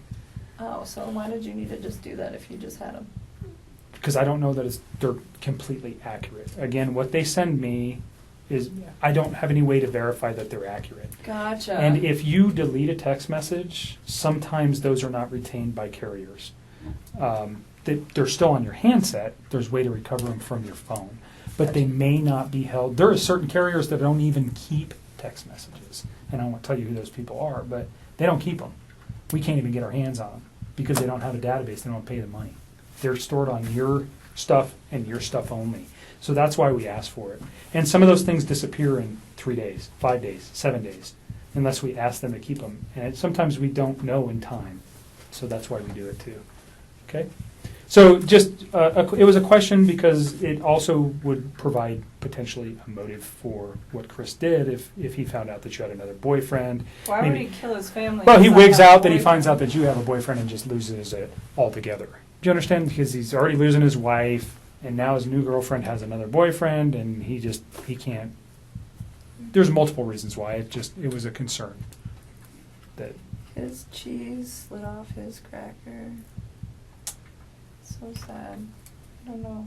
He's like not even the same. I look at those like mug shots and they're scary. They